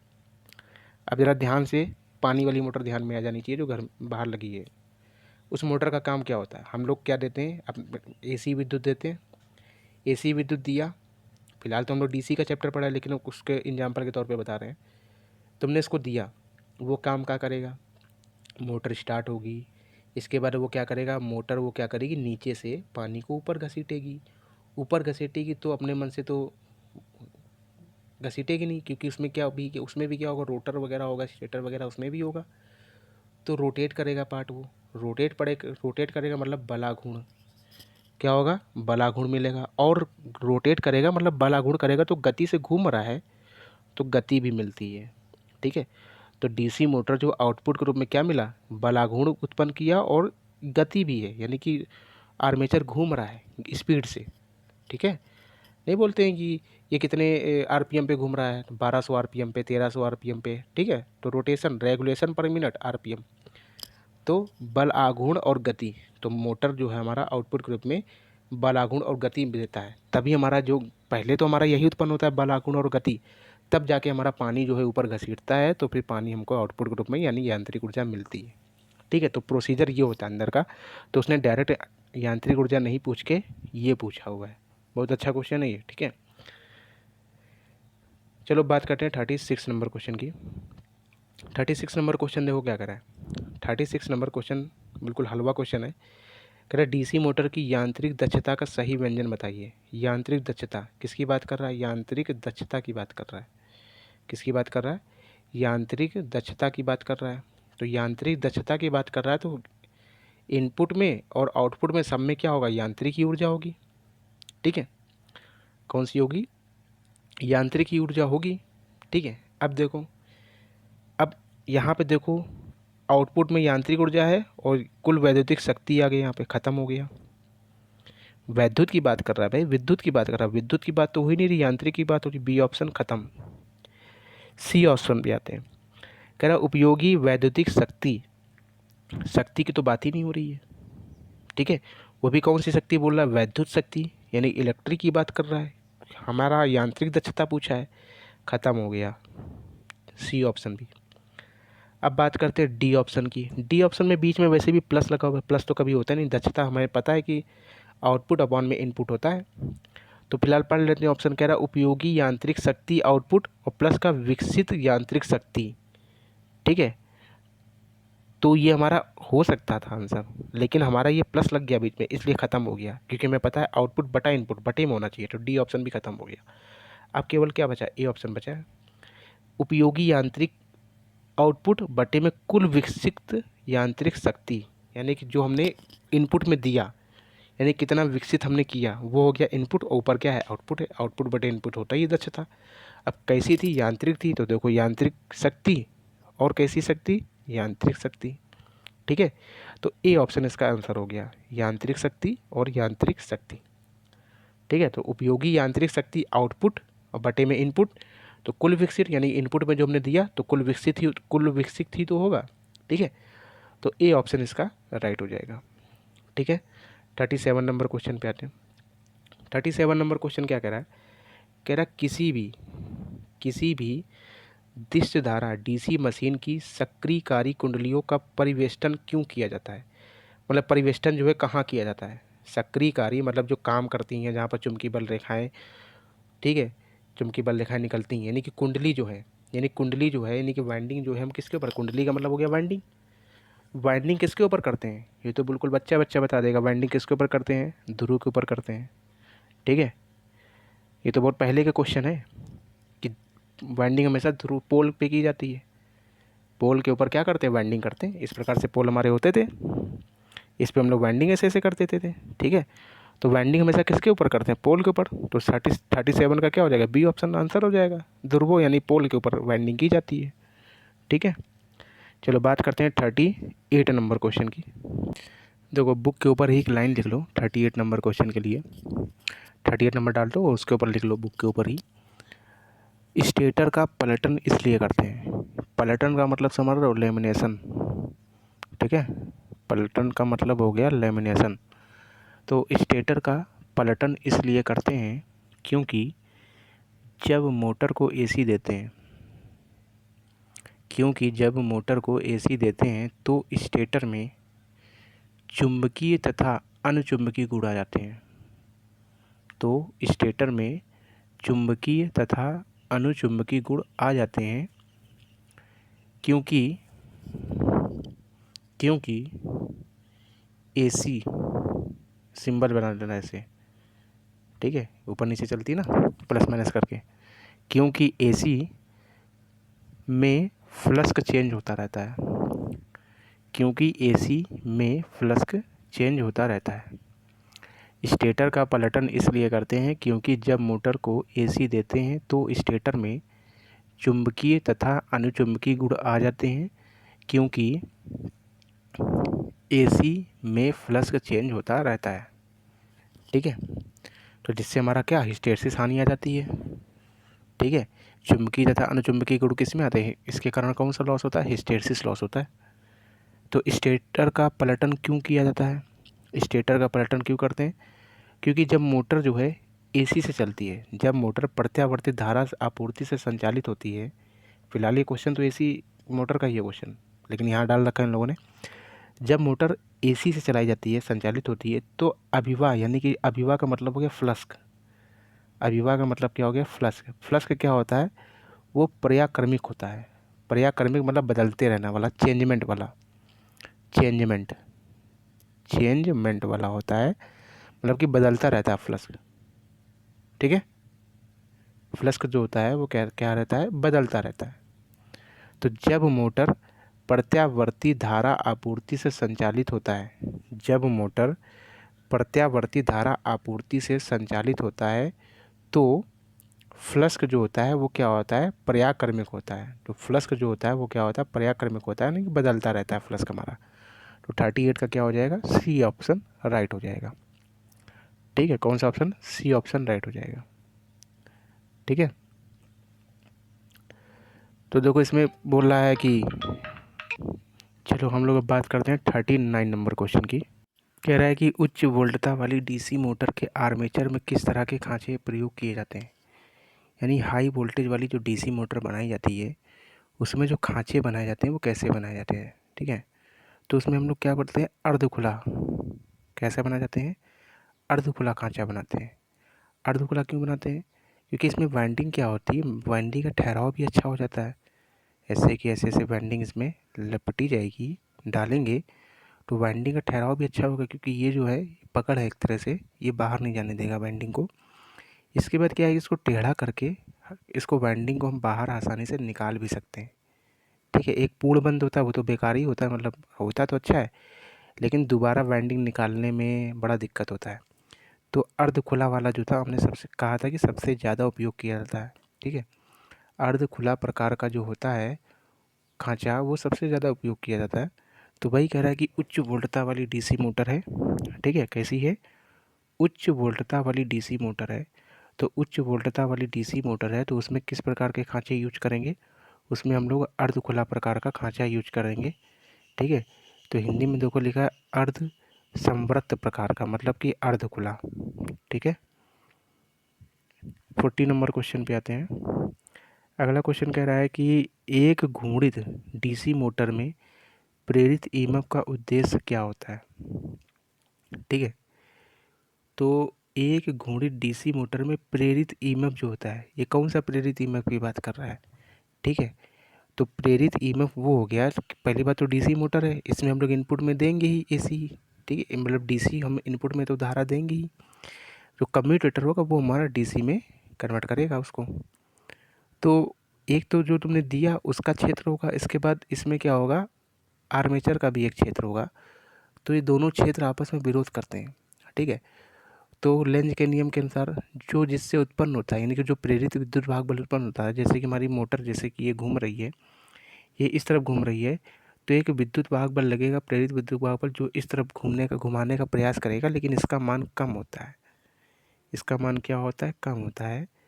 तो इसका मान कम होता है तो ये इसका विरोध चल नहीं पाता है, तो मोटर जिस दिशा में घूम रही होती है उसी दिशा में अपना घूमती रहती है।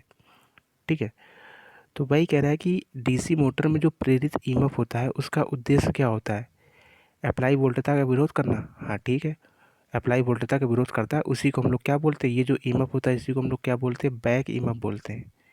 क्या बोलते हैं, बैक ईएमएफ बोलते हैं, या फिर क्या बोलते हैं, काउंटर ईएमएफ, या फिर क्या बोलते हैं हम लोग, काउंटर ईएमएफ बोला जाता है। ठीक है, तो एक घूर्णित डीसी मोटर में जो प्रेरित ईएमएफ होता है उसका उद्देश्य क्या होता है, जो अप्लाई वोल्टेज है, अप्लाई वोल्टेज मतलब जो हमने दिया है उसका विरोध करना, जो हमने इनपुट में दिया है, ठीक है, उसका विरोध करना होता है काम। ठीक है, प्रेरित प्रेरित ईएमएफ जो होता है वो बैक ईएमएफ, प्रेरित ईएमएफ होता है उसको हम लोग बैक ईएमएफ के नाम से भी बोल सकते हैं। 41 नंबर क्वेश्चन कह रहा लेंज का नियम का समीकरण क्या होता है, माइनस का साइन दर्शाता है। कहाँ पे है माइनस, केवल इसी फॉर्मूले में है। ठीक है, वैसे क्या होता है, माइनस का एन डी फाई अपॉन में डी टी, ये होता है फॉर्मूला। तो यहाँ एन हटा दिया क्या, केवल डी फाई डी टी लिया गया है, तो बी ऑप्शन इसका राइट हो जाएगा, माइनस का डी फाई अपॉन में डी टी।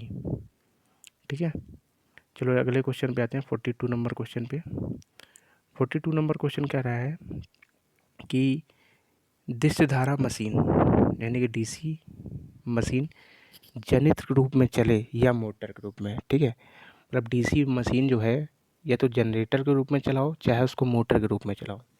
ठीक है, डीसी मशीन को चाहे जनरेटर के रूप में चलाओ चाहे मोटर के रूप में चलाओ, तो कह रहा निम्नलिखित में से कौन सी मात्रा एक ही दिशा बनाए रहती है। ठीक है, ऐसी कौन सी मात्रा होती है जो एक ही दिशा बनाए रहती है, तो कौन सी एक ही दिशा बनाए रहती है, प्रेरित विद्युत वाहक बल जो होता है, यानी कि जो बैक ईएमएफ होता है, जो बैक ईएमएफ होता है उसका काम एक ही होता है कि मोटर जिस दिशा में घूम रही होती है उसके विरोध में वो उत्पन्न हो जाता है, और उसकी दिशा क्या होती है, जिस दिशा में मोटर घूम रही होती है उसके विपरीत होती है बैक ईएमएफ की दिशा।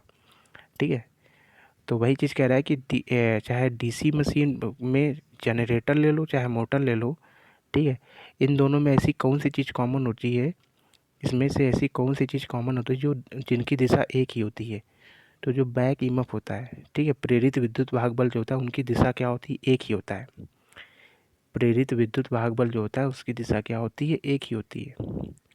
ठीक है, तो ए ऑप्शन इसका राइट हो जाएगा, प्रेरित विद्युत वाहक बल। ठीक है, क्योंकि दोनों में फील्ड होता है, दोनों में हमारा जिस दिशा में मोटर घूम रही होती है उस दिशा में मान लो हमारा जिस दिशा में मोटर घूम रही होती है वो तो हमारा इनपुट वाला हो गया।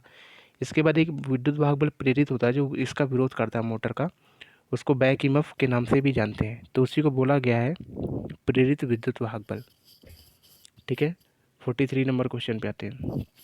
43 नंबर क्वेश्चन कह रहा है, जब आर्मेचर एक चुंबकीय क्षेत्र में घुमाया जाता है, जब आर्मेचर एक चुंबकीय क्षेत्र में घुमाया जाता है तो कंडक्टर बल की रेखाओं में कटौती करके उनमें एक ईएमएफ को प्रेरित करता है जो लागू ईएमएफ का विरोध करता है। देखो कितना शुद्ध लिखा हुआ है, तो सामने से क्लियर हो रहा है।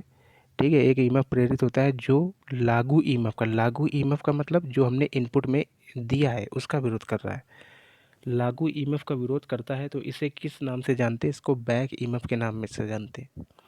किस नाम से जानते हैं हम लोग, बैक ईएमएफ के नाम से जानते हैं। ठीक है, तो 43 का ए ऑप्शन राइट हो जाएगा। अगले क्वेश्चन पे आते हैं, 44 नंबर क्वेश्चन पे कह रहा है कि दिष्ट धारा मोटर का विरोधी विद्युत वाहक बल क्या होता है। डीसी मोटर का जो विरोधी विद्युत वाहक बल होता है वो क्या होता है। तो दिष्ट धारा मोटर, दिष्ट धारा मोटर यानी कि डीसी मोटर का विरोधी विद्युत वाहक बल क्या होता है। तो डीसी मोटर का विरोधी विद्युत वाहक बल क्या होता है, मतलब कि ये जिससे उत्पन्न होता है वो उसी का विरोध करता है। ठीक है, इसका मतलब कह रहा है कि ऊर्जा रूपांतरण में मदद करता है, ये तो हो ही नहीं सकता, मदद तो नहीं करता है कि मदद करता है, यही आंसर होगा, ऊर्जा रूपांतरण में मदद करता है। आप कहोगे ये कैसे मदद कर रहा है, देखो बताते हैं। कह रहा है डिस्क धारा मोटर का विरोधी विद्युत वाहक बल क्या होता है, ऊर्जा रूपांतरण में मदद करता है। किसमें मदद करता है, ऊर्जा रूपांतरण में मदद करता है।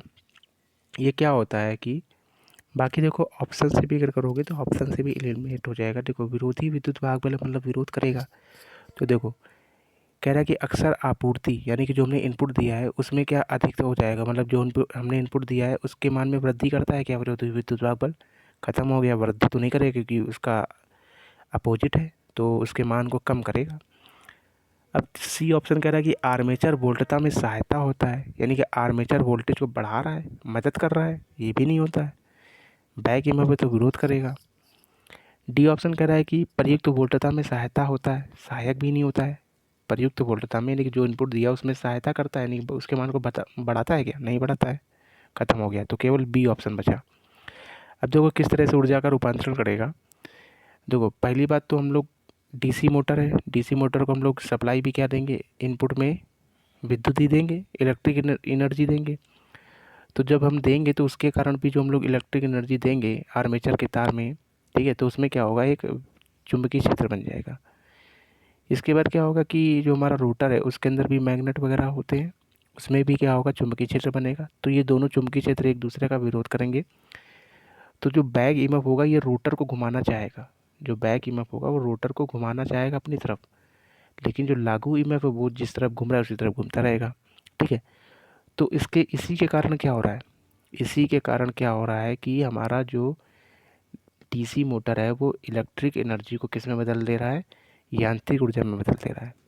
ठीक है, डीसी मोटर क्या करता है, इलेक्ट्रिक यानी विद्युत ऊर्जा को यांत्रिक ऊर्जा में बदलता है, यानी कि ऊर्जा का रूपांतरण कर रहा है, ऊर्जा को एक रूप से दूसरे रूप में बदल रहा है। तो इसलिए इसका बी ऑप्शन हो जाएगा, ऊर्जा रूपांतरण में मदद करता है। ठीक है, तो डिस्क धारा मोटर का विरोधी विद्युत वाहक बल जो होता है वो ऊर्जा रूपांतरण में क्या करता है, मदद करता है। ठीक है, तो बी ऑप्शन इसका राइट हो जाएगा। ठीक है, चलो बात करते हैं 45 नंबर क्वेश्चन की। 45 नंबर क्वेश्चन कह रहा है कि किस नियम के अनुसार एक डीसी मोटर में विरोधी विद्युत वाहक बल अनुप्रस्थ वोल्टता का विरोध करता है। मतलब कौन सा नियम बताता है, तो लेंज का नियम बताता है। किसका बताता है, लेंज का नियम बताता है। तो डीसी मोटर में बैक ईएमएफ का पश्च विद्युत वाहक बल की अवधारणा आधारित करता है, मतलब कौन सा नियम बताता है, लेंज का नियम। देखो यहाँ लिख दिया लेंस, तो लेंज का नियम बताता है। ठीक है, चलो अगले क्वेश्चन की बात करते हैं। कौन सा था 45 नंबर 46 नंबर क्वेश्चन की बात करते हैं। 46 नंबर क्वेश्चन कह रहा है कि लेंज का जो नियम है वो किस संरक्षण पे आधारित है। जो लेंज का नियम है वो किस संरक्षण पे आधारित होता है। ठीक है, तो जो लेंज का नियम होता है वो ऊर्जा संरक्षण पर आधारित होता है। किस पे आधारित होता है?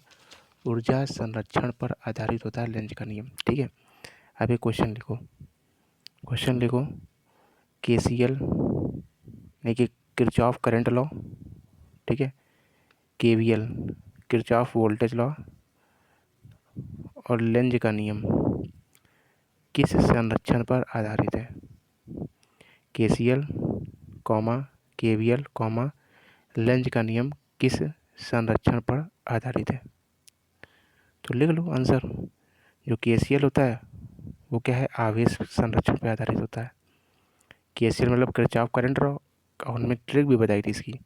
करंट है, करंट किसके कारण बहता है? आवेश के कारण। ठीक है, तो इसलिए आवेश संरक्षण पर आधारित होता है। KVL यानी कि किरचॉफ वोल्टेज लॉ, ये ऊर्जा संरक्षण पर आधारित होता है। और जो लेंज का नियम होता है वो भी हमारा किस पे आधारित होता है? ऊर्जा संरक्षण पे आधारित होता है। ठीक है, तो इसका आंसर क्या हो जाएगा? 46 का सी ऑप्शन राइट हो जाएगा। अब बात करते हैं 47 नंबर क्वेश्चन की। 47 नंबर क्वेश्चन कह रहा है कि बैक ईएमएफ विरोध करता है। जो बैक ईएमएफ होता है विरोध करता है, किसका विरोध करता है? तो बैक ईएमएफ जो होता है वो आरोपित ईएमएफ का विरोध करता है, मतलब जो पहले से ईएमएफ है उसी का विरोध करता है।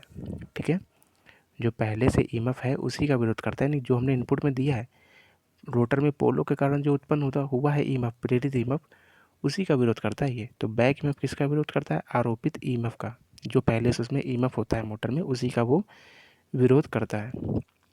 ठीक है, 48 नंबर क्वेश्चन पे आते हैं। 48 नंबर क्वेश्चन कह रहा है कि बैक ईएमएफ का दूसरा नाम क्या है। तो बैक ईएमएफ को काउंटर विद्युत वाहक बल भी बोला जाता है। बैक ईएमएफ को क्या बोला जाता है? काउंटर विद्युत वाहक बल भी बोला जाता है। ठीक है, अब बुक के ऊपर 48 नंबर डाल के एक पॉइंट लिखो।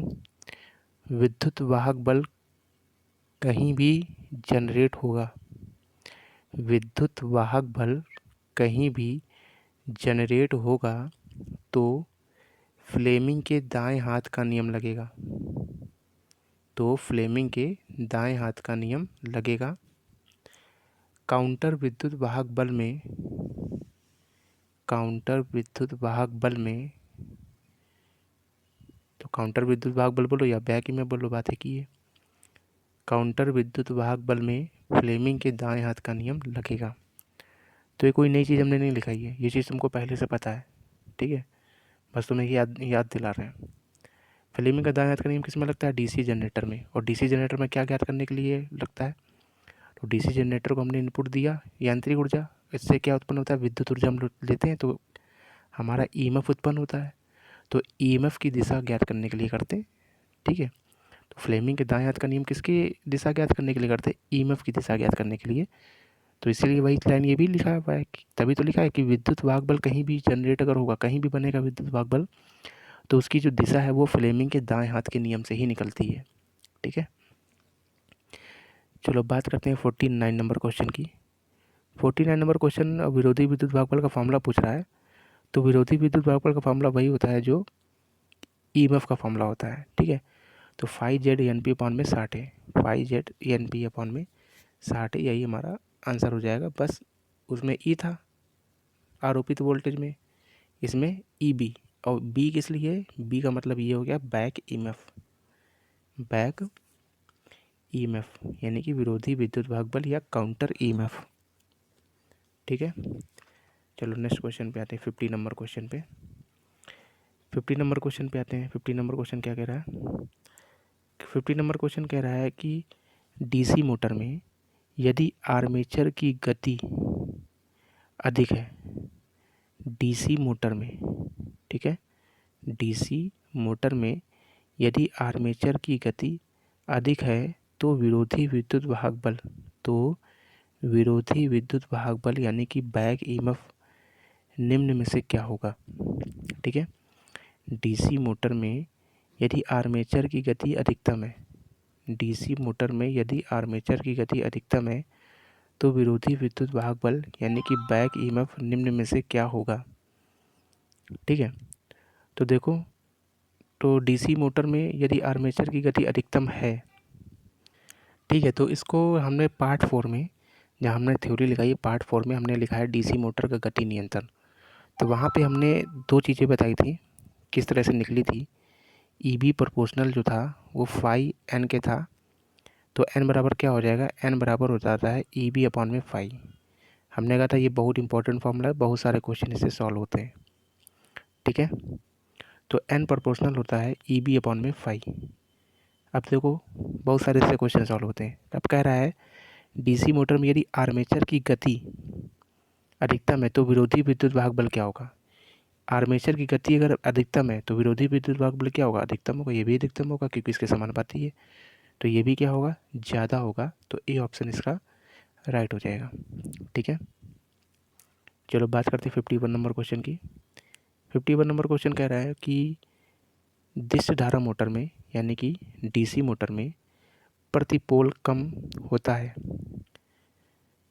दिष्ट धारा मोटर में, दिष्ट धारा मोटर में प्रति पोल कम होता है अभिवाह। अभिवाह मतलब फ्लक्स, अभिवाह मतलब फ्लक्स। कह रहा है अगर डीसी मोटर में फ्लक्स को कम करेंगे तो क्या होगा। डीसी मोटर में अगर हम फ्लक्स को कम करेंगे तो क्या होगा, तो हमें पता है N proportional E B upon में फाई। ठीक है, तो फ्लक्स को अगर कम करोगे, इसको अगर कम करोगे तो स्पीड क्या हो जाएगी, बढ़ जाएगी। ठीक है, फ्लक्स को अगर कम करोगे तुम, ठीक है, फ्लक्स को अगर कम करोगे तो स्पीड तुम्हारी बढ़ जाएगी, तो मोटर की गति क्या हो जाती है, बढ़ जाती है। तो 51 का क्या हो जाएगा, बी ऑप्शन राइट हो जाएगा। मोटर की गति बढ़ाता है तो मोटर की गति बढ़ जाती है, तो 51 का बी ऑप्शन राइट हो जाएगा। अगले क्वेश्चन की बात करते हैं 52 नंबर क्वेश्चन की। 52 नंबर क्वेश्चन क्या कह रहा है, 52 नंबर क्वेश्चन कह रहा है कि डीसी मोटर का बैक ईएमएफ किस पर निर्भर करता है। डीसी मोटर का, डीसी मोटर का बैक ईएमएफ किस पर निर्भर करता है। ठीक है, तो डीसी मोटर का बैक ईएमएफ फार्मूला लिख लो, ई बी बराबर क्या होता है, फाई जेड एन पी अपन में 60 है। तो देखो सब पे डिपेंड कर रहा है, पोल्स की संख्या पर, फ्लक्स पे भी, आर्मेचर कंडक्टरों की कुल संख्या पे, आर्मेचर वाइंडिंग समांतर पटों की संख्या, यानी ए पे भी डिपेंड कर रहा है, तो सब पे डिपेंड करता है। तो इसका क्या हो जाएगा, ई ऑप्शन राइट हो जाएगा। ठीक है, अगले क्वेश्चन की पे आते हैं। अगला क्वेश्चन क्या कह रहा है, अगर किसी डीसी मोटर का बैक ईएमएफ अचानक ख़त्म हो जाता है, अगर किसी, बहुत अच्छा क्वेश्चन है ये, अगर किसी डीसी मोटर का बैक ईएमएफ जो है अचानक ख़त्म हो जाता है तो क्या होगा। इसमें दो क्वेश्चन बनते हैं, इसमें दो क्वेश्चन बनते हैं। एक तो बनता है कि अगर डीसी मोटर, ये तो बैक ईएमएफ है, ठीक है, अच्छा बैक ईएमएफ है, अपने साथ फ्लक्स है, फ्लक्स होता तो एक क्वेश्चन और बन जाता है।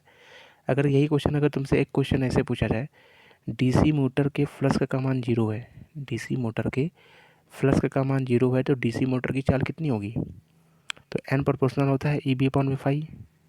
फ्लक्स 0 है तो फ्लक्स 0 और अपॉन में 0 होता है, अपॉन में 0 होता है तो उसका मान क्या होता है, अनंत होता है। ये बात तो पढ़ी होगी, इन्फिनिट होता है, तो स्पीड भी क्या हो जाएगी, अनंत हो जाएगी, मतलब स्पीड बहुत ही भयानक व्यय हो जाएगी। ठीक है, तो फिलहाल ये कम बैक ईएमएफ का फॉर्मूला है। तो अगर डीसी मोटर का बैक ईएमएफ अचानक से ख़त्म हो जाए तो क्या होगा। ठीक है, तो देखो बैक ईएमएफ अगर अचानक से ख़त्म हो जाएगी तो क्या होगा, तो बैक ईएमएफ का काम पहले क्या होता है, देखो जैसे मोटर हमारी इस तरफ घूम रही थी, तो एक ईएमएफ हमारा जो आरोपित, जो हमने इनपुट दिया, तो आरोपित जो ईएमएफ था वो हमारा इस तरफ लग रहा था, आरोपित ईएमएफ इस तरफ लग रहा था। मान लो कि इधर लग रहा था 100 वोल्ट का लग रहा था आरोपित ईएमएफ। इसके बाद लेंज के नियम के अनुसार इसमें क्या होगा, एक विरोधी विद्युत वाहक बल उत्पन्न हुआ।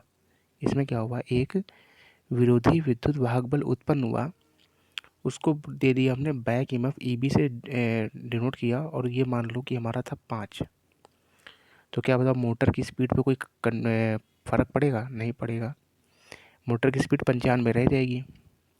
ठीक है, यानी कि इतना तो समझ में आ रहा है कि जो बैक ईएमएफ होता है वो कुछ ना कुछ तो इफेक्ट डाल रहा है, जो बैक ईएमएफ होता है वो कुछ ना कुछ तो इफेक्ट डाल रहा है, तभी तो स्पीड कम हो रही है। तो हमने एक उदाहरण लिया है। ठीक है, तो यानी कि कुछ ना कुछ तो इफेक्ट डालता है बैक ईएमएफ। तो यानी कि एक तरह से मोटर की स्पीड को क्या करता है, कम कर रहा है। मोटर की स्पीड को क्या कर रहा है, वो कम कर रहा है। ठीक है, तो जब ईएमएफ कम हो जाएगा, जब वोल्टेज कम हो जाएगा, तो धारा भी हमारी क्या हो जाएगी, कम हो जाएगी। जो इससे उत्पन्न धारा होगी वो भी क्या हो जाएगी, हमारी कम हो जाएगी। V बराबर आई आर से देख लो, V प्रोपोर्शनल आई से है, V कम तो धारा भी कम। ठीक है, तो वोल्टेज कम हो गया तो हमारी धारा भी कम हो जाएगी। ठीक है, अब अगर हमारा बैक ईएमएफ रहेगा ही नहीं, ठीक है, बैक ईएमएफ अगर रहेगा ही नहीं तो क्या होगा, मोटर अपना चलती रहेगी। यानी कि करंट, जब मोटर का ईएमएफ ज़्यादा हो जाएगा, मैक्सिमम हो जाएगा, किसी भी चीज़ की इफ़िशियंसी मान लो 100% है, यानी कि उसमें कोई लॉस नहीं है, तो मोटर की स्पीड भी 100% हो गई।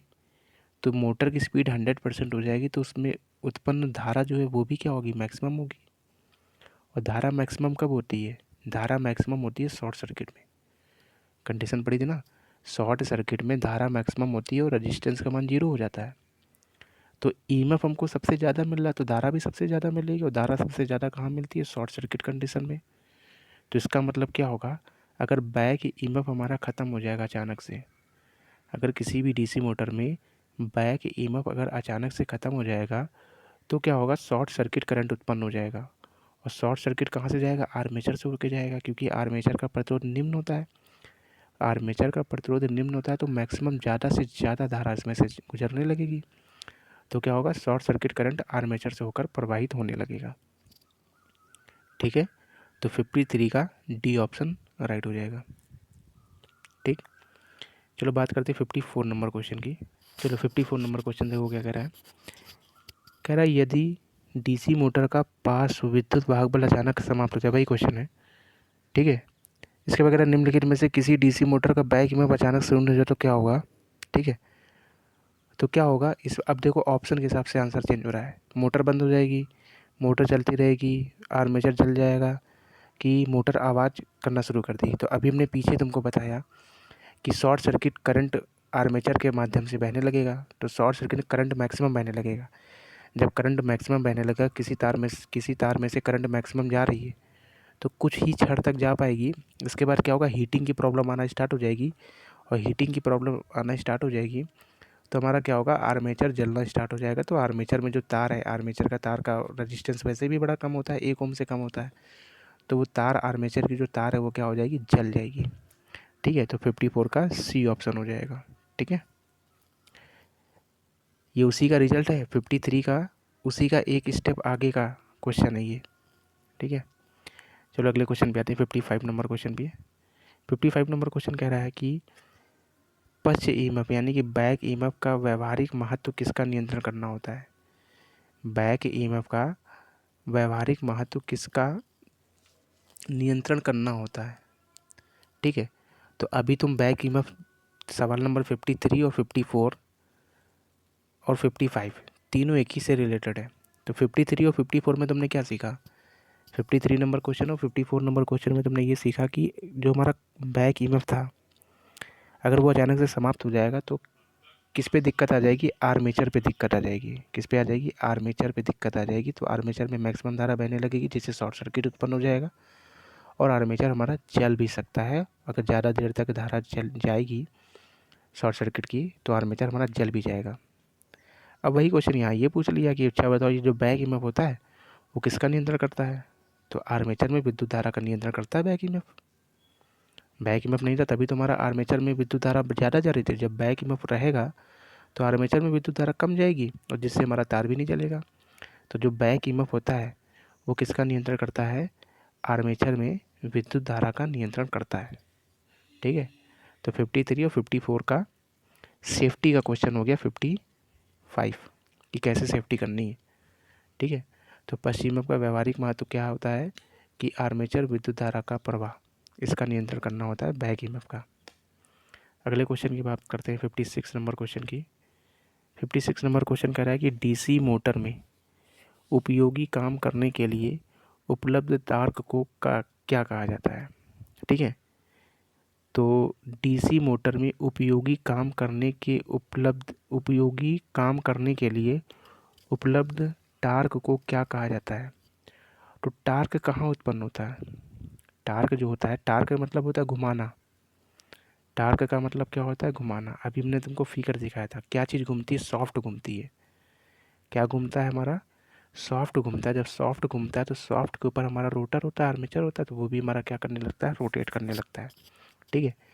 तो वह तो डीसी मोटर में उपयोगी काम करने के लिए उपलब्ध टार्क जो है वो क्या होता है? सॉफ्ट टार्क कहा जाता है। ठीक है। तो हमारा सॉफ्ट घूमता है तभी हमारा टार्क उत्पन्न होता है, घूमने वाला। ठीक है। तो 56 तो समझ में आ गया होगा कि हमने फिगर भी दिखाया था इसका तुमको। ठीक है। तो 56 का सी ऑप्शन राइट हो जाएगा। अगले क्वेश्चन की बात करते हैं, 57 नंबर क्वेश्चन की। तो 57 नंबर क्वेश्चन में का जो फार्मूला है हमने लिखवाया था तुमको। ठीक है। तो फार्मूला हमने इसमें लिखाया था, कौन से पार्ट में लिखवाया था? तुम्हारा था पार्ट, पहला पार्ट तो था डीसी मोटर का, जो पहला पार्ट था उसी में लिखवाया था, जहाँ टार्क लिखा हुआ है। टार्क के बाद नीचे देखो एक हेडिंग लिखी होगी, आर्मेचर का घुमाव बल। थ्योरी वाली कॉपी खोलो। आर्मेचर का घुमाव बल में एक ब्रैकेट बन रहे, टॉ ए बराबर लिखा है 9.55 ई ए आई ए अपॉन में एन। जस्ट इसी के ऊपर देखो एक फॉर्मूला लिखा है, टॉ बराबर क्या लिखा है? 60 ई बी यानी कि बैक में, आई ए मतलब आर्मेचर द्वारा, और बटे में क्या है? 2 पाई और एन। ये फॉर्मूला होता है। इसी फॉर्मूले पे ये आधारित है क्वेश्चन। ये क्वेश्चन जो है इसी फॉर्मूले पे आधारित है। ठीक है। तो देखो इस क्वेश्चन से हम लोग ये कह सकते हैं कि जो टार्क होता है वो किसके समानुपाती होता है? आर्मेचर धारा और बैक ईएमएफ के समानुपाती होता है। इसके बाद 60/2 पाई, ये सब तो क्या? 60/2 पाई तो तुम्हारा कांस्टेंट हो गया। ठीक है। अपॉन में एन भी कर सकते हैं हम लोग, स्पीड। ठीक है। तो टॉ बराबर क्या होता है? आर्मेचर धारा और बैक ईएमएफ के समानुपाती होता है, और गति के क्या होता है? व्युत्क्रमणानुपाती होता है। ये रिजल्ट है प्रॉपर, जिससे तुम्हारे सारे क्वेश्चन सॉल्व हो जाएंगे। ठीक है। अब बात करते हैं क्वेश्चन की।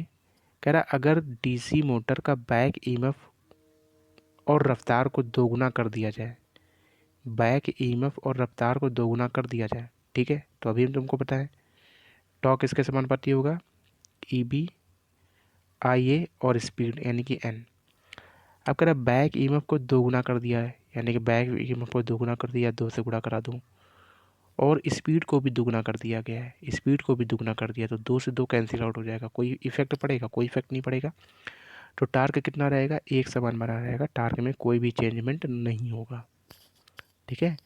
टार्क में कोई भी चेंजमेंट नहीं होगा। ठीक है। तो ये कॉन्सेप्ट याद रखना सीधा, कि जो टार्क होता है वो किसके समानुपाती होता है? बैक ईएमएफ और आर्मेचर धारा के समानुपाती होता है, और स्पीड के व्युत्क्रमानुपाती होता है। ठीक है। तो ये इतना रिजल्ट याद रखना टार्क के बारे में, बहुत सारे क्वेश्चन सॉल्व हो जाएंगे इससे। अगले क्वेश्चन की बात करते हैं। अगला क्वेश्चन क्या कह रहा है? यदि डीसी मोटर के फील्ड का एक्साइटेशन स्थिर है, यदि डीसी मोटर के फील्ड का एक्साइटेशन स्थिर है तो मोटर में उत्पन्न टार्क निम्नलिखित के समानुपाती होगा। तो मोटर में जो टार्क उत्पन्न होगा वो किसके समानुपाती होगा? कह रहा है यदि डीसी मोटर के फील्ड एक्साइटेशन स्थिर है, हमें पता है एन बराबर क्या होता है? हमें देखो टार्क की बात कर रहा है, तो हमें पता है टार्क जो होता है वो समानुपाती होता है बैक ईएमएफ, आर्मेचर धारा और स्पीड के व्युत्क्रमानुपाती होता है। तो यदि डीसी मोटर के फील्ड का एक्साइटेशन स्थिर है, फील्ड का एक्साइटेशन स्थिर है, ठीक है, फील्ड का एक्साइटेशन स्थिर है, तो मोटर में उत्पन्न टार्क निम्नलिखित में से किसके समानुपाती होता है? मोटर में उत्पन्न टार्क जो है वो किसके समानुपाती होगा? ठीक है। फील्ड का एक्साइटेशन यानी कि चुंबकीय फ्लक्स की बात हो रही है। किसकी बात हो रही है? चुंबकीय फ्लक्स की बात हो रही है। तो देखो एक फॉर्मूला तुमने ये भी पढ़ा है कि देखो हमें पता है कि टार्क जो होता है वो क्या होता है? टार्क जो है समानुपाती होता है बैक ईएमएफ और आर्मेचर धारा, और बटे में क्या होता है? स्पीड। और एक फॉर्मूला हमको ये भी पता है कि जो एन प्रोपोर्शनल होता है ई बी अपॉन में फाई। ये भी तो पता है। तो इस एन की जगह पे हमने क्या लिख दिया, ई बी अपॉन में 5। लिखो जरा इस एन की जगह पे ई बी अपॉन में 5। तो इस एन की जगह पे जब ई बी अपॉन में 5 लिखोगे तो जो ई बी है वो हमारा कट जाएगा, ठीक है, ई बी अपॉन में 5। तो ये ई बी से ई बी कट जाएगा और 5 कहाँ जाएगा, ऊपर। जब 5 ऊपर जाएगा तो टॉर्क जो है समानुपाती हो जाएगा किसके, 5 और आई ए के। यानी कि एक तरह से हम ये भी बोल सकते हैं कि जो टार्क है वो समानुपाती होता है 5 और आई ए के। एक फॉर्मूला देखो ये भी आ गया तुम्हारा। तो टार्क के दो फॉर्मूले हमने बता दिए, एक तो वो याद रखना, इसके बाद एक ये भी याद रखना किस तरह से है वो भी हमने बता दिया। अब ये क्वेश्चन इस पे हल होगा। कह रहा है यदि डीसी मोटर के फील्ड का एक्साइटेशन स्थिर है, यानी कि जो चुंबकीय फ्लक्स का ये हमारा स्थिर है, ये चेंजमेंट नहीं हो रहा है, तो मोटर में उत्पन्न टार्क क्या होगा। मोटर में जो उत्पन्न टार्क है वो किसके समानुपाती होगा। जब ये हमारा स्थिर नहीं है, ये बदल नहीं रहा है, ये कांस्टेंट है। जब कांस्टेंट है तो उसको हटा दो, तो फिर जब ये कांस्टेंट है तो उसको हम हटा दे रहे हैं। जब इसको हटा देंगे तो टार्क जो है किसके समानुपाती केवल बचेगा, आर्मेचर धारा के। तब जो टार्क है वो केवल और केवल किस पे डिपेंड करेगा, आर्मेचर धारा पे डिपेंड करेगा। तो इसलिए 58 का क्या हो जाएगा, ए ऑप्शन राइट हो जाएगा। ठीक है, चलो अगले क्वेश्चन की बात करते हैं, 59 नंबर क्वेश्चन की। 59 नंबर क्वेश्चन कह रहा है कि डीसी मोटर में बल आघूर्ण फ्लक्स तथा धारा के मान के गुणनफल के समानुपाती होता है। तो डीसी मोटर में जो बल आघूर्ण होता है, यानी कि जो टार्क की बात कर रहा है, जो टार्क है वो फ्लक्स तथा धारा, अभी तुमने बताया टार्क जो होता है वो किसके समानुपाती होता है, फाई और आई ए के भी होता है। तो वही कह रहा है फ्लक्स और धारा के गुणनफल के समानुपाती होता है। तो कैसा होता है, मतलब धारा के घटते बढ़ते किस तरह से होता है। ठीक है, तो ये सब क्या है, जो चुंबकीय बल रेखाएं निकल रही हैं तो सब चुंबक का है। और चुंबकीय की बात हो रही है ना, धारा की बात हो रही है, धारा के ऋणात्मक, तो ऐसा तो कुछ नहीं, धारा के घटते हुए ऐसा तो कुछ नहीं बोला है। यांत्रिक शब्द, यांत्रिक की तो बात ही ना करो, क्योंकि क्या हो रहा है, फ्लक्स उत्पन्न हो रहा है। तो फ्लक्स उत्पन्न हो रहा है तो किसके द्वारा, चुंबकीय बल रेखाएं निकलेंगी। चुंबकीय बल रेखाएं किसका मतलब क्या है, चुंबकीय संतृप्ति बिंदु, यानी कि सैचुरेशन, चुंबकीय संतृप्त बिंदु। ठीक है, तो इसका डी ऑप्शन राइट हो जाएगा। ठीक है, तो फ्लक्स को धारा की बात करें, फ्लक्स मतलब चुंबकीय बल रेखाओं की बात कर रहा है। ठीक है, तो ये बता रहा है, फॉर्मूला बता रहा है कि टॉ बराबर जो होता है वो फाई और आर्मेचर धारा के गुणनफल के समानुपाती होता है, गुणनफल के समानुपाती होता है। तो ये क्या चीज़ है, तो ये चुंबकीय संतृप्ति बिंदु है। क्या है, चुंबकीय संतृप्ति बिंदु है। ठीक है, तो 59 का डी ऑप्शन राइट हो जाएगा। अगले क्वेश्चन की बात करते हैं, 60 नंबर क्वेश्चन की। कह रहा है कि दिष्ट धारा मोटर यानी कि डीसी मोटर का सैफट बलागुण, डीसी मोटर का सैफट बलागुण उसके आर्मेचर बलागुण से क्या होता है। ठीक है, तो दिष्ट धारा मोटर में सैफट बलागुण उसके आर्मेचर बलागुण से घूर्णन हानि से कम होता है। सैफट का मतलब ये है साफ्ट, किसकी बात कर रहा है वो, सॉफ्ट की बात कर रहा है। ठीक है, बहुत शुद्ध हिंदी लिख दी है इसने। सॉफ्ट की बात हो रही है, किसकी बात हो रही है, सॉफ्ट की बात हो रही है। तो डीसी मोटर का जो सॉफ्ट होता है, तो हमें पता है जो सॉफ्ट होता है वो तो घूमता है, उसके आर्मेचर बलागुण से हानि के कारण कम होता है। किस हानि के कारण कम होता है, तो क्वेश्चन समझो पहले क्या पूछना चाह रहा है वो। क्वेश्चन कह रहा है कि डीसी मोटर में, ठीक है, हमारा सॉफ्ट घूमता है। तो सॉफ्ट घूमता है यानी कि जो घूमने वाली चीज़ होती है उसी को बोलते हैं बलागुण। तो सॉफ्ट घूर्णन कर रहा है, उसके बाद सॉफ्ट के ऊपर आर्मेचर रोटर वगैरह होता है तो वो भी घूर्णन करता है।